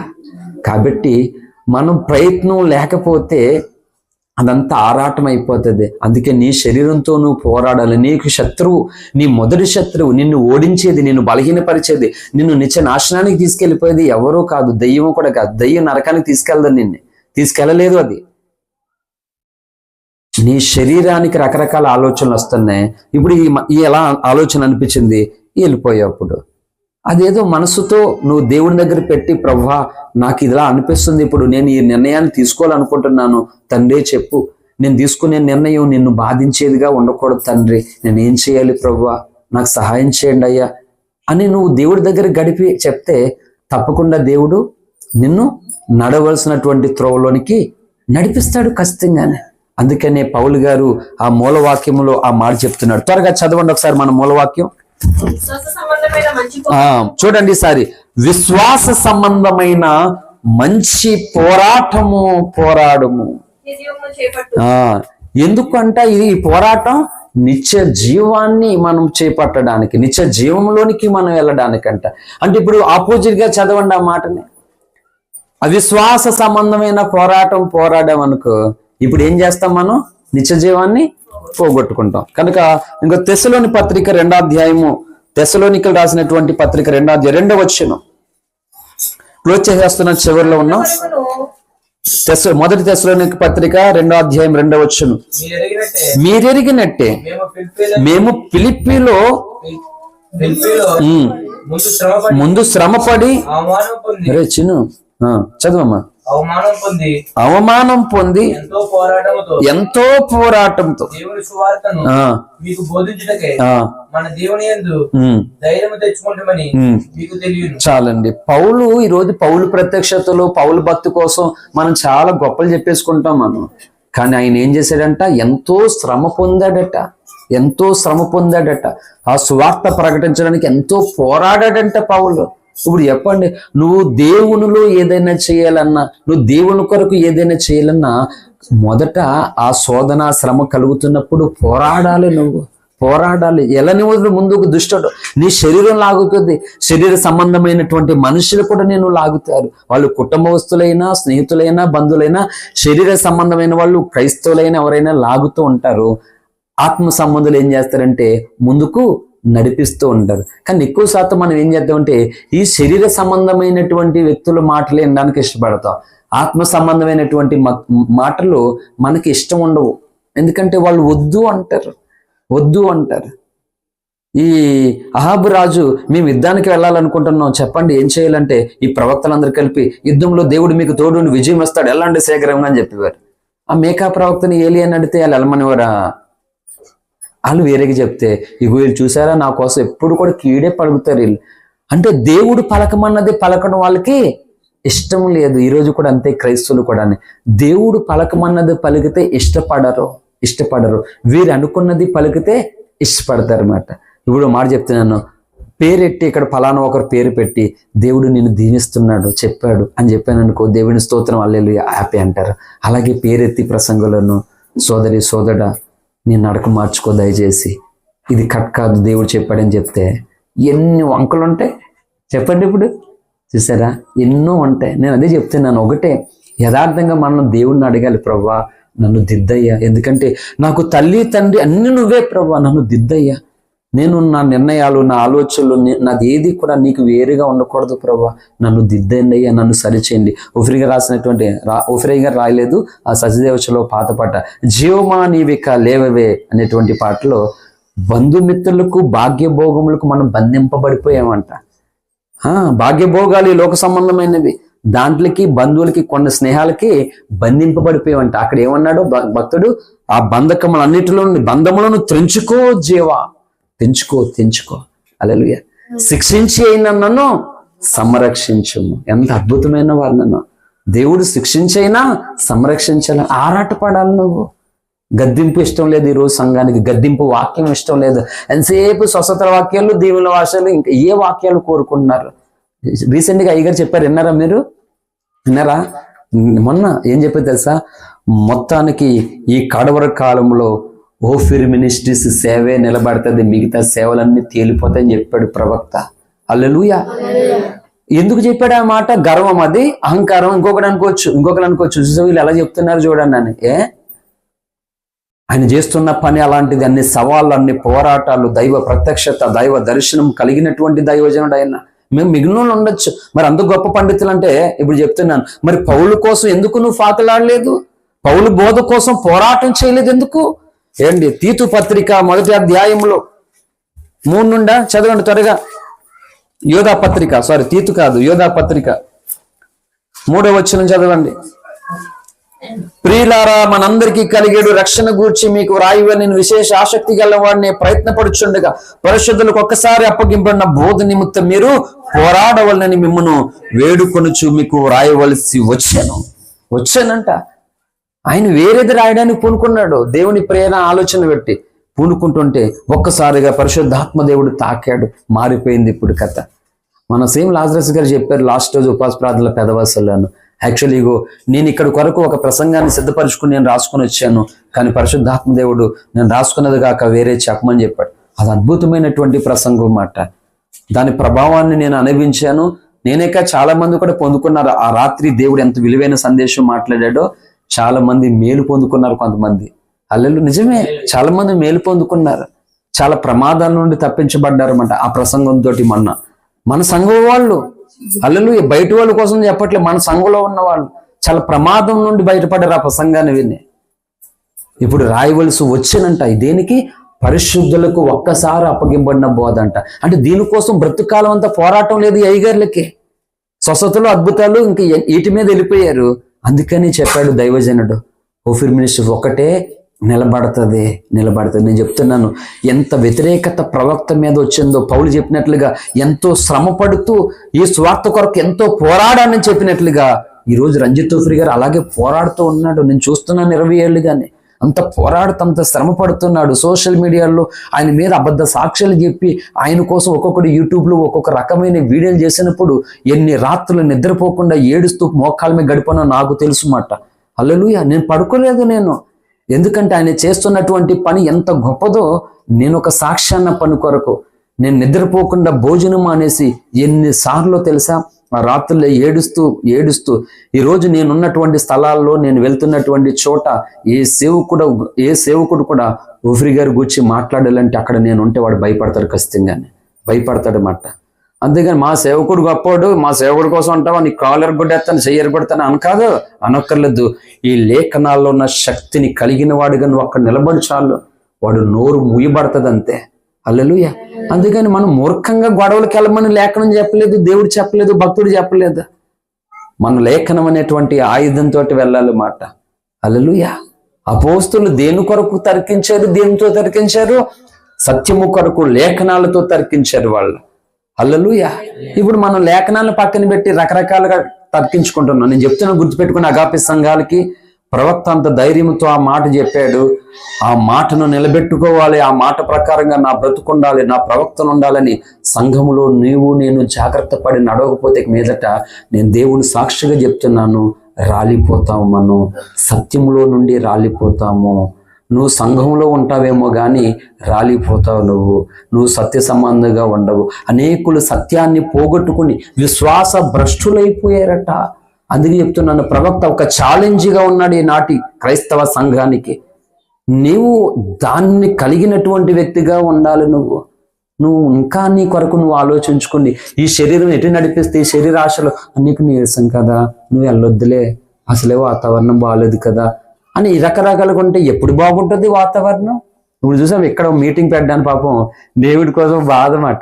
ఎప్పుడు మీటింగ్ పెట్టుకోవడానికి పూనుకున్నాం, ఏదో ఇవ్వండి, వర్షం కాని టైంలో వర్షం వచ్చేస్తుంది. చాలా ఇప్పుడు చక్కగా పాపం తమ్ముడు లైట్లు తెచ్చుకుని ఆ డెకరేషన్ అన్ని చేసుకుని పాపం కట్టుకున్నారు చక్కగా వీళ్ళు. తీరా ఇంతసేపు రకరకాలుగా ఉంది. సెల్ అయితే మనకి వాక్యం ఇంపార్టెంట్ కదా, ఇది అలా సువార్త సభ కాదులే, పర్వాలేదులే, మన ఇరుకులైనా ఉందా, పోరాడాలి దేవుని వాక్యం వినడానికి. నీకు అన్ని సుఖంగా ఉండి చక్కగా ఏ డిస్టర్బెన్స్ లేకుండా దేవుని వాక్యం, నువ్వు పాడైపోతావు అలాగా వినలేరు. నేను చెప్తున్నాను, ఇవన్నీ కూడా మన భక్తికి పదును పెట్టడానికి కావాలని దేవుడి పర్మిషన్ మాట. చాలా మందికి ఏ చిన్న సౌండ్ రాకూడదు అసలు వాక్యం వినడానికి, పాడైపోతావు నువ్వు. ఉరుము దాగు చోటు నుండి యెహోవా ఉత్తరమిస్తాడు ఆయన, భయంకరమైన శబ్దాలలో. అలాగే మన జీవితం కూడా భయంకరమైన శ్రమలో ఉన్నప్పుడు ఆయన స్వరాన్ని వినడానికి నువ్వు పూనుకోవాలి. హల్లెలూయా. ఈ నేర్పిస్తాడు దేవుడు ప్రతిదీ. అందుకనే రోమా 1:20 ప్రకారంగా జగత్తుత్పత్తి చూడొద్దులే మీరు ఎవరు, జగత్పత్తి మొదలుకొని సృష్టింపబడిన ప్రతి వస్తువును ఆలోచించడం వల్ల దేవుని గూర్చిన జ్ఞానం తెల్లపరచబడుతుందట, అర్థమవుతుందట మనకి. ఆ బాబు పడుకుంటున్నాడు చూడు, బాబు రోడ్డు మీద బండి ఇచ్చామంటే బాబు సోబర్ తిరిగి అతను నిద్ర లేకున్నాను బాబు. హల్లెలూయా. ఏ బాబు జోలపాటగా ఉందా నా పాట? హల్లెలూయా. బండివనా? హల్లెలూయా. పోరాడాలి సోదరా, నువ్వు పొందిన రక్షణ కొరకు పోరాడే సమయం ఇది.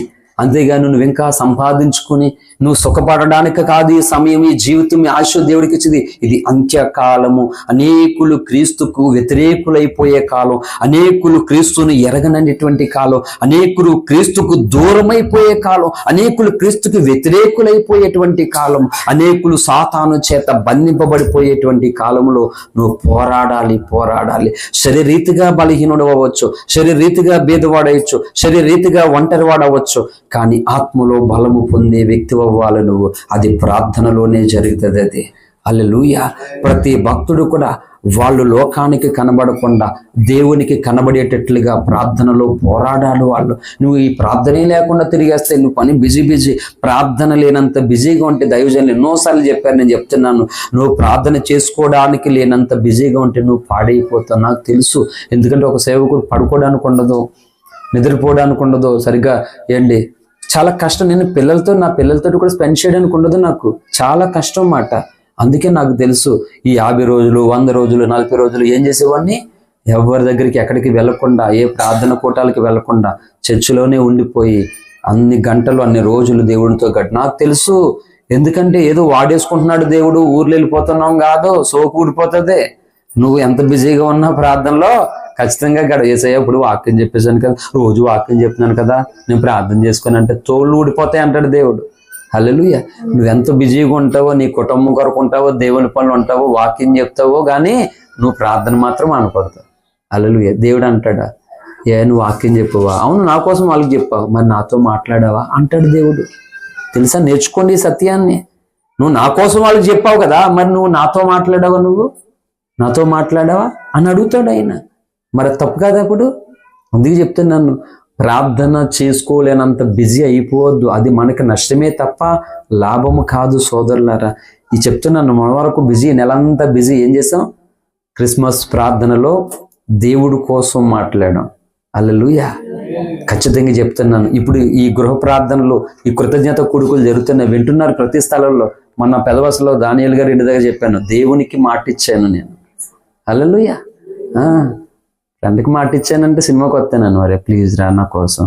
అరే చిన్నప్పుడు ఎన్ని సినిమాలకి వెళ్ళేవాళ్ళం రమ్మన్నా, చర్చికి వెళ్తే మాత్రం సినిమాకి రావా, ప్లీజ్ రా నా కోసం సరే మాట ఇచ్చాడంట ఫ్రెండ్కి. అమ్మాయి హల్లెలూయా. ఫ్రెండ్కి మాట ఇచ్చాడట, ఏమని? ఎలాగైనా సినిమాకి వస్తానని. చేశారా? దేవుడికి మాట ఇవ్వలేదు అనగలగరా? సారీ, ఐఎమ్ వెరీ సారీ, నేను నా ప్రభుకి మాట ఇచ్చాను, నేను నీతో ఆ స్థలానికి రాలేను.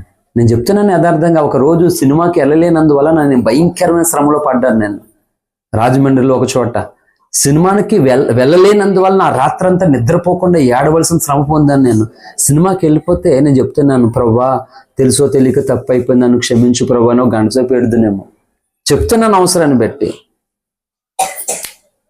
రాజమండ్రిలో ఒక రోజు నేను సినిమాకి నా స్నేహితులతో పాటు వెళ్లకుండా ప్రార్థనలోకి ఒక చర్చిలోకి వెళ్ళినందువలన భయంకరమైన శ్రమ పొందాను నేను చెప్పి. వాళ్ళు చాలా బతిమాలి. నేను డైరీలో కూడా రాసుకున్నాను ఆ డేట్తో సహా. ఆ రోజు డేటు ఏంటి, జనవరిలోనే 2010 అనుకుంటాను, డిగ్రీ చదువుతున్నప్పుడు రాసుకున్నాను డేట్. అక్కడ చాలా ఫోర్స్ చేశారు. మనం చాలా కాలం తర్వాత, అంటే ఫోన్లో పరిచయం, చిన్న ఫోన్లో, టచ్ ఫోన్లు కాదు కదా, అలా కొంతకాలం పరిచయం. స్వాట్ చెప్పాను, ఒకరు వైజాగ్ నుంచి, ఒక రాజమండ్రి, అలాగ అందరూ పరిచయం అయ్యారు. రాజమండ్రిలో కలుసుకున్నాం ఆ రోజు. ఇంకా చక్కగా ఏదో చేసాము, తిన్నాము. ఇంకా సినిమాకి వెళ్ళడానికి ప్లాన్ చేసి వండుకుంటే బతిమాలడం మొదలెట్టారు అందరన్నా. సమస్య లేదు అసలానే. నేను ఎవరిని పేరుటి ఇక్కడికి వచ్చానో తెలుసా? అసలు ఎందుకు వచ్చానో తెలుసా? మిమ్మల్ని చూడడానికి కాదు, నా ప్రభు కోసం మీకు చెప్పడానికి వచ్చాను. ఎందుకంటే నాకు పరిచయాన్ని కాంచి మీకోసం నేను చాలా నా ప్రభుతో మాట్లాడాను. ఇప్పుడు నా ప్రభు కోసం మీకు చెప్పడానికి వచ్చాను ఈ స్థలానికి. మీతో ఎంజాయ్ చేయడానికి రాలేదు. నేను ఇంత సమయాన్ని మీతో గడిపాను కదా, ఇది చాలదా? నేను రాలేని సినిమాకని ఫోర్స్ చేసిన నేను ఇదే మాట మీద ఉన్నాను. చివరికి బతిమాలి మరి మేము వచ్చే వరకు నువ్వు ఎక్కడ ఉంటాం, ఆ రోజు అక్కడే ఉండిపోవాలి, నేను తప్పదు అంటే అప్పటికే వాళ్ళు ఎవరికి వాళ్ళు ఇల్లు తాళం వేసుకుని వేరే చోటుకు వచ్చేసారన్నమాట. సరే ఇక్కడ ఎక్కడ చర్చ్ ఉంటే నాకు చూపించండి, అక్కడ నేను ఉంటాను మీరు వచ్చేవరకు అంటే అంతసేపు అంటే ఎంతసేపైనా ఉంటాను నేను అని అన్నారు. ఒక చర్చ్ చూపించారు, అక్కడికి వెళ్ళాను, వాళ్ళు వెళ్ళిపోయారు. చర్చిలోకి వెళ్ళగల 10 నిమిషాలు వెళ్ళి ప్రార్థన చేసుకున్నాను అంతే. ఆ చర్చి వాళ్ళు వచ్చి బాబు తాళం వేసేయాలి వెళ్ళిపోండి అన్నారు. ఆ తర్వాత చెప్తున్నాను, చాలా పెద్ద స్టోరీ జరిగింది. ఇప్పుడు అది వాక్యం నేను చెప్పడానికి అవకాశం లేదు, కానీ ఆ తర్వాత నన్ను వేరే వాళ్ళు సరే అక్కడ ఉండిపోయి అయితే వస్తున్నాను నేను తీసుకెళ్తానని చెప్పేసి నా కోసం తీసుకెళ్ళడానికి ఒకరు వస్తే నేను అలా ఉంటే అక్కడ భయంకరమైన పరిస్థితి ఎదురైందన్నమాట. ఆ రాత్రి చాలా భయంకరమైన పరిస్థితి. 6 సినిమా కిలోలకి ఎంజాయ్ పోయింది మొత్తానికి. అంత భయంకరమైన స్టోరీ. ఇప్పుడు మీ మనసంతా ఆ వాక్యం మీద కాకుండా ఆ రాత్రి ఏం జరిగింది, ఆ రాత్రి ఏం జరిగింది హల్లెలూయా. పరలోకి వెళ్ళిందని చెప్తాను. ఆ రాత్రి పాస్టర్ గారు మీరు కూడా అడగొద్దమ్మా. హల్లెలూయా. యేసయ్య అన్ని చెప్పేస్తాడేంటి భూమి మీద, అన్ని చెప్పడం కొన్నే చెప్తాడు అన్నమాట. కాబట్టి ఆ రాత్రి ఏమైందో పరలోకానికి వెళ్ళిందని చెప్తాడు. కానీ నిజం చెప్తున్నాను అంటే నాకు అర్థమయ్యింది, మనం ఒకటి కాపాడుకోవడం, ఒక నిష్ఠగా ఉండడం అంత ఈజీ కాదు. నిజమే కాదు, ఈజీగా యేసయ్యను ప్రకటించడం అంత ఈజీనా? కాదు, అంత ఈజీ కాదు అసలు. అందుకే చెప్తాను సోదరుడా, నువ్వు కలిగినటువంటి మంచి దేవుని కొరకు రా, పోరాడడానికి పూనుకో. ఆరాటపడింది చాలు దేవుని కొరకు, అది దేవుని కొరకు, ఇది దేవుని కొరకు, ఇది. మనం కడుపులో చల్లగా ఉండి ఎన్ని గొంతమ్మ కోరికలు మాట. కాదు, ఆ యేసు కొరకు రా, అసలైన పోరాటంలోనికి రా. యేసయ్యను ప్రేమించేటువంటి దావీదును పోరాడడానికి తీసుకొచ్చాడు దేవుడు యెరూషలేముకి. హల్లెలూయా. కాబట్టి ఈరోజు అనేకులు క్రీస్తు ప్రేమికులు ఉన్నారు. దావీదులాగా క్రీస్తుని ప్రేమించే ప్రేమికులు అనేకులు వివిధ స్థలాల్లో ఉన్నారు. కానీ దేవుడు మరి నన్ను అంత ప్రేమిస్తున్న నా బిడ్డ నా కొరకు పోరాడడానికి రా, నిన్ను అనేకులకి పరిచయం చేస్తానని గొర్రెల దొడ్డులో నుండి పోరాడడానికి దావీదును గొలియాతు దగ్గర తీసుకొచ్చాడు. ఇప్పుడు గొర్రెని గొలియాతుని కంపేర్ చేసుకోండి. అసలు దావీదునే రా నీ మాంసం ఆకాశ పక్షులకి వేస్తానన్నాడు గొలియాతు. అటువంటిది గొర్రె ఏంటి గొలియాతు ముందు? దావీదే పనికిరాని స్థితి. అంతవరకు గొర్రెని ప్రేమించి లాలించి గొర్రెల మధ్య దేవుణ్ణి స్తుతించి ఆరాధించినటువంటి గనుడు దావీదు పోరాటంలోనికి వెళ్ళినప్పుడు ఎంత బలవంతుడు దేవుడు తనకు వచ్చాడో చెప్తాను. గుర్తుపెట్టుకోండి, నీకెన్ని విషయాలు తెలిసినా, ఎంత ప్రత్యక్షత ఉన్నా, దేవుని నువ్వు ఎంత ప్రేమిస్తూ ఉన్నా, నువ్వు పోరాటంలోనికి రాకపోతే నీ ప్రత్యక్షతలు, నీ తలాంతులు పాడైపోతాయి. తెలుసుకోవాలి క్రైస్తవ సమాజము ఈ సంగతులు మాట. హల్లెలూయా. మనం అనుకుంటున్నాం మనం ఏంటంటే దేవుడు అంటే ఇష్టం అంతే, అక్కడే ఉండిపోతున్నాం మనం. కాదు. నీ ఇష్టాన్ని వ్యక్తపరుచుకునేటువంటి కాలము ఈ కడవరి కాలము. హల్లెలూయా. కాబట్టి అలాగ అందరిని అనేక స్థలాల్లో ఉన్న ప్రతి వారిని దేవుడు తీసుకుని వచ్చి దావీదులాగా గొలియాతు లాంటి శత్రువులు ఎదుట నిలబెట్టి పోరాటంలోనికి నడిపించడానికి పూనుకున్నాడు. అందుకే దావీదు 18వ కీర్తన గాని 148 గాని దావీదు చేతులకు పోరాటం నేర్పడట దేవుడు, వేళ్ళకు పోరాటం నేర్పడట దేవుడు. హల్లెలూయా. అది మన ఆలోచన. ఇది అంతే తప్ప గాని ఈ పోరాటం మన జీవితంలో లేకుండా మన ఆరాటం దేవుని కొరకు చేయాలి, దేవుని కొరకు చేయాలి. ఈ సంవత్సరాల తరబడి అలాగే అయిపోతున్నాయి. ఇవన్నీ ఆరాటంతో అయిపోతున్నాయి. ప్రయత్నాలు లేవు. ప్రయత్నం లేని దాన్ని ఆరాటం అంటారు, ప్రయత్నంతో చేసేదాన్ని పోరాటం అంటారు. కాబట్టి ఈ రోజు రాత్రి నీది పోరాటమా ఆరాటమా ఒకసారి జ్ఞాపకం చేసుకో. నేను చెప్తున్నాను, చక్కగా ఈ చిన్న చిన్న కూడికలు అనుకోవచ్చు, సాతాను తలకే చెతకొట్టే కూడికలు ఇవే. హల్లెలూయా. శత్రు కోటలు కూల్చే కూడుకులు మాట. ఏదో చిన్నగా 2 పాటలు పాడించుకుని ఆమె నన్ను వెళ్ళిపోయేది కాదు. ఈ కూడుకులు నిన్ను అసలైనటువంటి పోరాట యోధులుగా తయారు చేసే కూడుకులు ఇవే. అలసిపోవద్దు ఈ పోరాటంలో, ఎందుకంటే నిత్య విశ్రాంతి క్రీస్తులో మనకుంది. ఇక్కడ అలసిపోవద్దు. అందుకే ప్రవక్త చెప్తున్నాడు, అంత వయసు అయిపోయినా కానీ ఆయన పోరాడుతూనే ఉన్నాడు, రాత్రింబగళ్ళు పోరాడుతూనే ఉన్నాడు. ఈ పోరాటంలో మనం ఎప్పుడు పూనుకుంటాం చెప్పు? కనుక పౌలు అంటున్నాడు, వీరిని మీరు ఎరిగారంటే సంఘము ఆ పోరాటం ఎంత పోరాడుతున్నాడో, పౌలు కొరకు ఎన్ని శ్రమలు ఉన్నా ఎరిగాడట.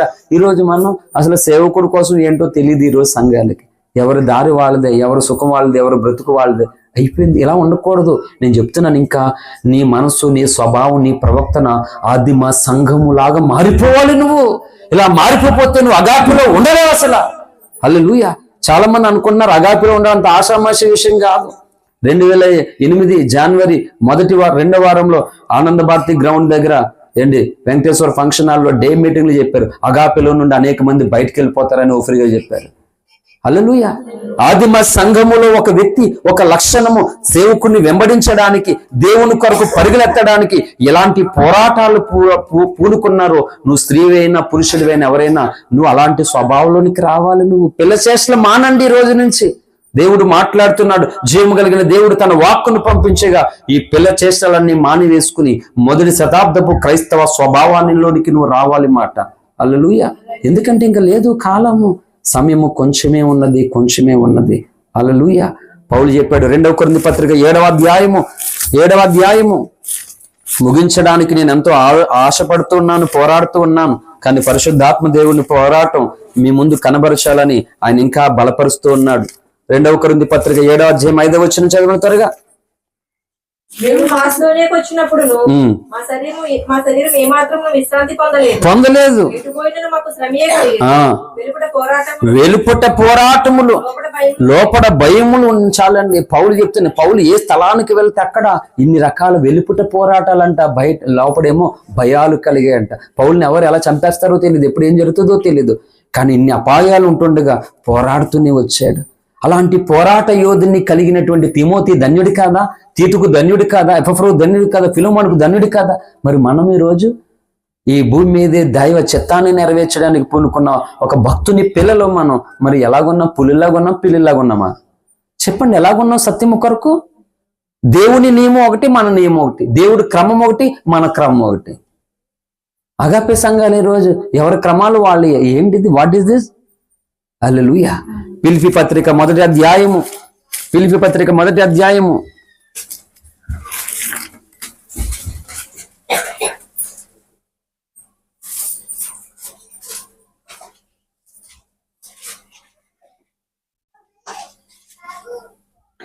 రెండో అధ్యాయము మొదటి అధ్యాయం 29వ వచనం. ఫిలిప్పీ పత్రిక మొదటి అధ్యాయం 29వ వచనం.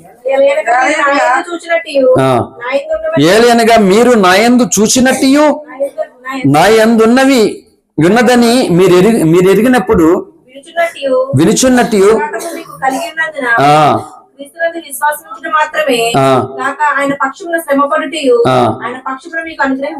ఆమేన్. పౌలు ఒక విలువైన సంగతి చెప్తున్నాడు ఇక్కడ. మళ్ళీ చదువుతున్నాను చూడండి క్లియర్ గా.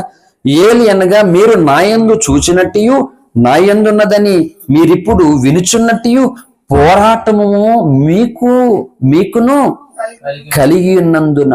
అంటే పౌలు పోరాటాలు ఎవరికి కలిగి ఉన్నారట? సంఘము కలిగి ఉంది. హల్లెలూయా. మరి ఈరోజు మనం ఏం తీసుకోవాలి? మనం కూడా ఈ పోరాటాన్ని కలిగి ఉండాలి ఖచ్చితంగా అనమాట.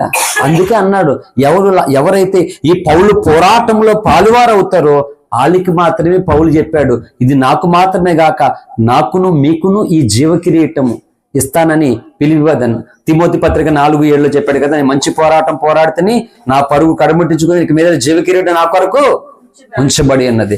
అది పౌలుని అంబడించిన వాళ్ళందరికీ కూడా ఇస్తాడట. ఎలా అంబడించిన కంటే పౌలు పోరాటాలను కలిగిన వాడికి. హల్లెలూయా. ఇందులో మనం రావాలి మాట. అందుకే చెప్తున్న అవసరం పెట్టి ఇప్పుడు మనకి దైవజనుడి నుండి ఒక ప్రేమపూర్వకమైన ఆహ్వానం వచ్చింది. దైవజనుడు చేస్తున్నటువంటి పని కొరకు సంఘముగా మనం కొంత అర్పించడానికి ఇది గొప్ప ఆపర్చునిటీ, గొప్ప అద్భుత అవకాశం ఇది ఏంటి. ఎందుకంటే ఒక శ్రేష్టమైన దైవ కార్యానికి పూనుకున్న పనిలో మన వంతు ఉండుట మనకి గొప్ప ఆశీర్వాదం కాదా? రేపు పొద్దుట దేవుడు ఆయనకి ఇస్తానన్న ఆశీర్వాదం అంత ఇచ్చిన తర్వాత నన్ను అడగడైనప్పుడు అప్పుడు నువ్వు ఇచ్చినా అది అంత ప్రతిఫలమో కాదు. అది అందుకని అపోస్తులకి ఆదిమ సంఘము తమ స్థిరాస్తులను ఏంటి రకరకాలుగా వాళ్ళు అమ్మారట, రకరకాలు చేశారట. అది చెప్తున్నాను, దైవజనుడితో పాటు ఈ శ్రమను మనం పంచుకోవాలి. ఏంటి మన మట్టుకు మనం బాగుంటేనే కాదు, మన మట్టుకు మనం తింటేనే కాదు, మనం ఆలోచన చెయ్యాలి, మనం ఆరాట పడాలి, మనం వేదన పడాలి, మనం పూనుకోవాలి. నేను చెప్తున్నాను, ప్రవక్త కొరకు రోజు మీ ప్రార్థనలో చేస్తున్నారా? వ్యక్తిగతంగా కుటుంబం ప్రతి ఒక్కరును ఉఫ్రీ గారి కొరకు, ప్రవక్త కొరకు చెయ్యాలి, సంఘం కొరకు చెయ్యాలి. ఈ స్వార్థ పక్షము కొరకు పోరాడడానికి నువ్వు పూనుకోవాలి. దేవుడు నీకు ఇచ్చిన ఆలోచన ఇది లేఖనానుసారమైన, ఇది సంఘానికి క్షేమాభివృద్ధికరమైన, నువ్వు చూసుకుంటూ దాంట్లో కొనసాగాలి. చివరిగా ఇంకా హెబ్రీ పత్రికలోనికి చాలా విషయాలు ఉన్నాయి. ఎందుకంటే ఏదో గంటసేపు చెప్పడానికి కాదు ఈ స్థలానికి వచ్చింది, పోరాటంలో నిలబడడానికి ఇక్కడికి వచ్చాం, అసలైన పోరాటం చేయడానికి వచ్చాం. హెబ్రీ పత్రిక 10వ అధ్యాయము 32వ వచనం. అయితే మీరు ఆ. వెలిగింపబడిన మీదట అయితే మీరు వెలిగింపబడిన మీదట శ్రమలతో కూడిన గొప్ప పోరాటము శ్రమలతో కూడిన గొప్ప పోరాటము మించిన ఆ పూర్వదినములు ఆ. జ్ఞాపకం తెచ్చుకొనుడి. తెచ్చుకునుడి. ఒక విధముగా చూచితే ఆ మీరు నిందలను బాధలను అనుభవించడం చేత ఆ. ఈ మధ్యలో ఆరడి పడితేరి. చూడండి ఏం చెప్తున్నాడు పౌలు ఇక్కడ. అయితే మీరు వెలిగింపబడిన మీదట శ్రమలతో కూడిన గొప్ప పోరాటం సహించిన పూర్వ దినములు జ్ఞాపము తెచ్చుకునుడి. ఒక విధముగా చూచితే మీరు నిందలను బాధలను అనుభవించడం చేత 10 మందిలో ఆరడి పడితిరి. మరి ఒక విధముగా చూచితే వాటిని అనుభవించిన వారితో పాలువారైతిరి. ఏలైనగా మీరు ఖైదులో ఉన్నవారిని కరుణించి మీకు మరి శ్రేష్టమైనది స్థిరమైనదినైన స్వాస్యం ఉన్నదని ఎరిగి మీ ఆస్తి కోల్పోవుటకు సంతోషముగా ఒప్పుకొంటిరి. కాబట్టి మీ ధైర్యమును విడిచిపెట్టకుడి, దానికి ప్రతిఫలముగా గొప్ప బహుమానము కలుగును. హల్లెలూయా. కొంతమంది అంట మీరు వెలిగింపబడిన మీదట అన్నాడు. అంటే దేవుడు నిన్ను దర్శిస్తున్నాడు, నువ్వు మండుతున్నావు, ఉజ్జీవింపబడుతున్నావు. ఇప్పుడు నువ్వేం చేయాలి? శ్రమలతో కూడిన గొప్ప పోరాటం సహించిన పూర్వపు దినములు జ్ఞాపము తెచ్చుకున్నడే. అంటే మన ముందు ఈ క్రీస్తు కొరకు, ఈ స్వార్థ కొరకు, ఈ సత్యము కొరకు పోరాడిన భక్తులను కూడా మనం అక్కడ ఇప్పుడు అంతా నేను ఎక్స్ప్లెయిన్ చేయడానికి చాలా విషయాలు ఉన్నాయి. క్లోజ్ చేస్తున్నాను, ఎందుకంటే ఇప్పుడు వరకు జరిగినటువంటి అన్ని ప్రార్థనల కంటే అంటే ఈ మధ్యకాలంలో మనం ఏర్పాటు చేసిన ప్రార్థనలో ఇది ఎక్కువ నిడితో కూడినటువంటి పెద్ద ప్రసంగం మాట ఇది. హల్లెలూయా. కనుక అందుకని నేను క్లోజ్ చేస్తున్నాను. రేపు అలాగే సండే కనుక మనం జ్ఞాపకం చేసుకోవాలి. ఇప్పుడు పౌలు ఒక మనిషే. ఒక రోజు కారింగ్లో ఉపవాస క్రిస్మస్ ప్రార్థన అయిన తర్వాత 2011లోను అక్కడ అయ్యింది దిండ్లో క్రిస్మస్ మీటింగ్. భయంకరమైనటువంటి చలి మాట. బయలుదేరుతున్నాం. కాకినాడ సంబంధించినటువంటి ఒక పాస్టర్ గారు ఉన్నారు. ఆయనకి బండి కొత్తగా అంట, నైట్ వెళ్ళలేడు. పాస్టర్ గారు కూడా ఉన్నారు. నేనేమో మళ్ళా నేను ఉదయం నాకు ప్రాక్టికల్ ఎగ్జామ్ ఉన్నాయి, డిగ్రీ ప్రాక్టికల్ ఎగ్జామ్ ఉన్నాయి, వెళ్ళిపోవాలి. నైట్ కారింగ్ దగ్గర బస్సు ఏమీ లేదు, చాలా టైం అయింది, మిడ్ నైట్ 12 దాటేసింది, ఏమీ రావు. అందరూ ఉండిపో పొద్దున్న వెళ్ళొచ్చు అంటే ఇప్పుడే లేట్ అయింది, తెల్లరగా మళ్ళీ పడుకుండి లెగిసి చాలా కష్టం, ఇప్పుడు వెళ్ళిపోతే నేను ఏదో ఒకసేపు పడుకుండి నేను మళ్ళీ తెల్లజామున లేచి ప్రాక్టికల్ ప్రిపేర్ అవ్వచ్చు అని నేను ఉన్నాను. ఇలాగా పాస్టర్ గారిను ఎలాగే వెళ్ళడం, ఉండాలంటే కష్టం, వెళ్ళాలి ఇప్పుడు నైట్ అటు టచ్లు ఆడుతున్నారు అనమాట. ఇలాగా బండి రోడ్ మీదకి వచ్చింది. ప్రైజ్ లేడండి అని అంటే, ప్రైజ్ లేడమ్మా ఎక్కడికి వెళ్తున్నాం అన్నారు వాళ్ళు. కాకినాడ వెళ్ళిపోతానంటే, అయితే మేము అక్కడికి వెళ్తాం, నీకు బండి నాటు కూడా వచ్చా అన్నారు. వచ్చేయండి అని అప్పుడు నేను నడిపి పాస్టర్ గారిని బండి కూర్చున్నారు అనమాట.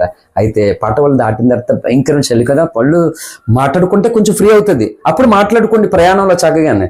హల్లెలూయా కదా. ప్రయాణంలో బీసుకున్నాను అనుకో జీవంట కదా, కొంచెం మాట్లాడుతూ ఉంటే కొంచెం ఫ్రీ అవుతుంది. అప్పుడు పాస్టర్ గారితో అన్నాను మాట్లాడుతూ మనం ఈ చలిలో చాలా కష్టంగా, చాలా భయంకరంగా ఉంది, ఏమన్నా మాట్లాడాను పాస్టర్ గారు అని అంటే ఏదో మాట్లాడతారు. మాట గుర్తొచ్చి పౌలు గారు దిగంబరిగా ఉన్నాడంట ఒక రాత్రి అంతా. చలితోనూ దిగంబరితో నేను ఉంటేనని చెప్పాడు. ఆయన ఎలా తట్టుకున్నాడు మహానుభావుడు అంటే, పరిశుద్ధుల తమ్ముడు అన్నాడు పాస్టర్ గారు. నేను యాక్సెప్ట్ చేయలేదు. ఆయన మనిషే కదా అన్నాను నేను. కొంచెం అక్కడ పోరాటం కలిగింది మా ఇద్దరికి. అప్పుడు ఆయన వాక్యం చెప్పాడు, కానీ ఇప్పుడు పోరాటం కలిగింది వెనకాలకు వచ్చిన తర్వాత. పౌలు మనిషే కదా, మనలాంటిడే కదా అంటే ఎందుకు ఉండాడు అంటే నాకు అప్పుడు తెలియదు, కానీ అంతగానే ఒకటే రోషం అంట అంతే, కానీ ఎందుకు పూర్తిగా తెలియదు. కానీ పౌలు ఎలా తట్టుకున్నాడు ఆ చెల్లో మహానుభావుడు. మన బండి మీద ఈ స్వెటర్లు ఉన్నా సరే. ఆ రాత్రి సోదరుడు బాలరాజు అన్నాడు కదా ఇక్కడ, తను స్వెటర్ ఒకటి చిన్నది నార్మల్గా ఉంటే వెళ్తున్నావు ఎలాగని చెప్పి తను తీసి నాకు ఇచ్చేసాడు అనమాట. హల్లెలూయా. అది వేసుకున్నా సరే నాకు చలి చాలా భయంకరంగా ఇచ్చేస్తుంది అన్నమాట. తట్టుకోలేవు, పళ్ళు కలిసి పెట్టుకున్నాను నేను, చాలా కష్టంగా ఉందన్నమాట. ఈయన పౌలు కోసం చెప్తూ ఆయన భక్తుడు కనుక అని అన్నాడు. భక్తుడైతే మనిషి కదా, ఆయన యాక్సెప్ట్ చేయలేదు. నేను చెప్తున్నాను, పోరాటం కొరకు శరీర రీతిగా శారీరకంగా, మనసుతో, ఆత్మీయంగాను, మనుషులతోనూ, రకరకాల వ్యక్తులతోనూ ఎన్ని భయంకరమైన పోరాటాడు పౌలు. హల్లెలూయా. కనీసం మనం ఈ తరములో పౌలు శిష్యులుగా ఉంటే మనకు గొప్ప ధన్యత అండి. హల్లెలూయా. పౌలు పనిలో మనం కొంచెమైనా పాలు పంపులు పొందితే ధన్యులు. అందుకే చెప్తున్నాను, మనకి కృపించాడండి దేవుడు. ఈ కడవరి కాలంలో ఆ పోరాటం చేయగలిగిన సంఘములో సభ్యులుగా దేవుడు మరణించాడు. హల్లెలూయా. అంటే ఒక రకంగా గొలియాతు ముందుకు దావీదులాగా దేవుడు మనల్ని ఆల్రెడీ తీసుకొచ్చేసారు సత్య సంఘంలోనికి మాట. హల్లెలూయా. ఇప్పుడు గొలియాతుని చూసి భయపడతావేంటి? అక్కడికి వెళ్ళి నేను ఫైట్ చేయడానికి ఎవడు ఇప్పుడు అంటే, అయ్య బాబు ఈడ నాకు తెలియదు ఈడు అనుకుంటే అంటావా? అప్పుడు కాదు, రా బస్తీ మీద సవాల్ రా. హల్లెలూయా. ఆ డబ్బులు తీసుకుని తోడ కొడుతున్నాడు, మనం తీసుకోకుండా కొడతాం తోడ. హల్లెలూయా. సాతాను కోటలు కూల్చాలి మాట, మనం కూల్చాలంటే చెప్తున్నాను, ప్రార్థన అనేటువంటి ఊపిరి నీకు ఉండాలి. ఊపిరి ఆడకపోతే మనిషి చచ్చిపోతాడు. ప్రార్థన చేసిపోతే నువ్వు ఆత్మలో చచ్చిపోతావు, నువ్వు అల్లిపోతావు, పిల్లి అయిపోతావు. నువ్వేం చేయలేవు. చిన్న శ్రమ కలితే, చిన్న శోధన కలితే ప్రార్థన మానేస్తావు, దేవునికి దూరం అయిపోతావు, దేవునికి వ్యతిరేకమైన ఆలోచనలు తీసుకుంటావు. హల్లెలూయా. అందుకే మొట్టమొదటిగా నువ్వు ప్రార్థనలో మండు, ఈ వాక్య శక్తిని ఎప్పటికప్పుడే నువ్వు పొందుకో. ఈ రెండు ఎప్పుడైతే నీకు ఏకమవుతాయని చెప్తున్నానో, బలమైన అభిషేకము, నీ శక్తికి మించిన సామర్థ్యము నిన్ను కమ్ముకుంటుంది. హల్లెలూయా. నిన్ను నడిపిస్తుంది మాట. ఈ రెండు ఏకమవునప్పుడు జరుగుతుంది కార్యం మాట. అసలైనటువంటి పోరాట పటిమను నీలో నుండి దేవుడు అనేకులు కనబరుస్తాడు. కాబట్టి రాత్రి నీది పోరాటమా ఆరాటమా ఆలోచించుకో ఒకసారి. ఈ శరీర ఆశను అనుసరించి ఇంతకాలం మనం జీవించి ఈ శరీరాలను పెట్టే చేసినటువంటి భక్తి ఉపయోగం లేదు, విడిచిపెడతాం. ఇప్పుడు దావీదు తన ప్రాణానికి చెప్పుకున్నట్లుగా మనం చెప్పుకోవాల్సిన గడియ మన శరీరానికి చెప్పుకోవాలి. చాలు, ఎంతకాలం మీరు సుఖపడ్డది చాలు, ఎంతకాలం మీరు కోరుకున్నది చాలు, ఇక మీదటి మీరు నా మాట వినాలని మన శరీరానికి ప్రాణానికి చెప్పుకొని అవసరమైనప్పుడు ఉపవాస ప్రార్థనలో నలగొట్టాలి. వీటిని దేవుని సన్నిధిలో ఆయన స్వరం వినడానికి కొరకు నువ్వు ఎగిరిపడాలి. అందుకే చెప్పాడు ప్రవక్త, ఇప్పుడో చెప్పాడు మనకే. ఖచ్చితంగా చెప్తున్నాను, క్రైస్తవులందరికీ కూడా అవసరమైనప్పుడు నువ్వు తగినంత ఆహారాన్ని తీసుకోవాలి. కడుపు బొజ్జంతా ఫుల్గా నిండిపోయేంత ఆహారం నువ్వు తినకూడదు. అలాగే మొత్తం మత్తు గాఢంగా నిద్ర మొత్తం పోకూడదు. నువ్వు మెలకువ కలిగి ఉండడం కూడా నేర్చుకోవాలి. హల్లెలూయా. ఎందుకంటే ప్రార్థన నువ్వు చేయాలంటే మెలకుగా ఉండాలి. మెలకుగా ఉండాలంటే నువ్వు పొట్టంతా మొత్తం కంప్లీట్ గా ఇక్కడ రాకెట్టుకుంటే జాయింట్ తగిలేస్తుంటే, ఇక్కడ పీతరాయిలు ఇక్కడ తగిలేస్తుంటే ఇంకేమో నువ్వు మెలకుగా ఉంటావు, గురకబెట్టి పడుకోపోతేని. ఇది ప్రవక్త నేర్చుకున్నటువంటి విధానం ఇది. హల్లెలూయా. దేవునితో మాట్లాడాలంటే కొన్నిసార్లు నీ పడకకు గుడ్ బై చెప్పాలి, భోజనానికి కూడా గుడ్ బై చెప్పాలి. తగిన రీతిలో నిద్రపోతూ, తగిన రీతిలో భోజనం చేస్తూ, విశ్వాస సంబంధమైన మంచి పోరాటం పోవడానికి సమయం అనక అసమయం అనక మోకాలు నీ ప్రార్థన చేయడానికి, సమయం అనక అసమయం అనక క్రీస్తును గూర్చి ఇతరులకు సువార్త ప్రకటించండి, సమయం అనక అసమయం అనక ఆ క్రీస్తు సువార్త కొరకు మనం కష్టపడి పని చేయడానికి మనం తెగించి పోరాడకపోతే నీది ఆరాటంగానే నీ జీవితం ముగించబడుతుంది. ఆరాటంతో ఉన్న వాళ్ళు గుంపు వేరైతుంది. పోరాడే గుంపులకి పౌలుకిచ్చిన ఘనత, పౌలుకిచ్చిన కిరీటం ఇస్తాడు దేవుడు. కాబట్టి రాత్రి ఇంత సమయాన్ని తీసుకున్నానని మీరు అనొద్దు. హృదయంలో పరిశుద్ధాత్మ అగ్ని ప్రవాహం మండుతూ ఉన్నటువంటి ప్రసంగం ఇది. కనుక నీవు ఆరాటపడే వ్యక్తిగా కాదు, పోరాడే వ్యక్తివని సాతానికి, సాతాను సైన్యానికి కనబరచాలనేది దైవ చిత్తం. హల్లెలూయా. సాతాను అనుకుంటాడు కొన్నిసార్లు, వాళ్ళకి ఎందుకు రక్షణ ఇచ్చాడో ఈయనకి అర్థం కాదు అసలు అని అంటాడు మాట.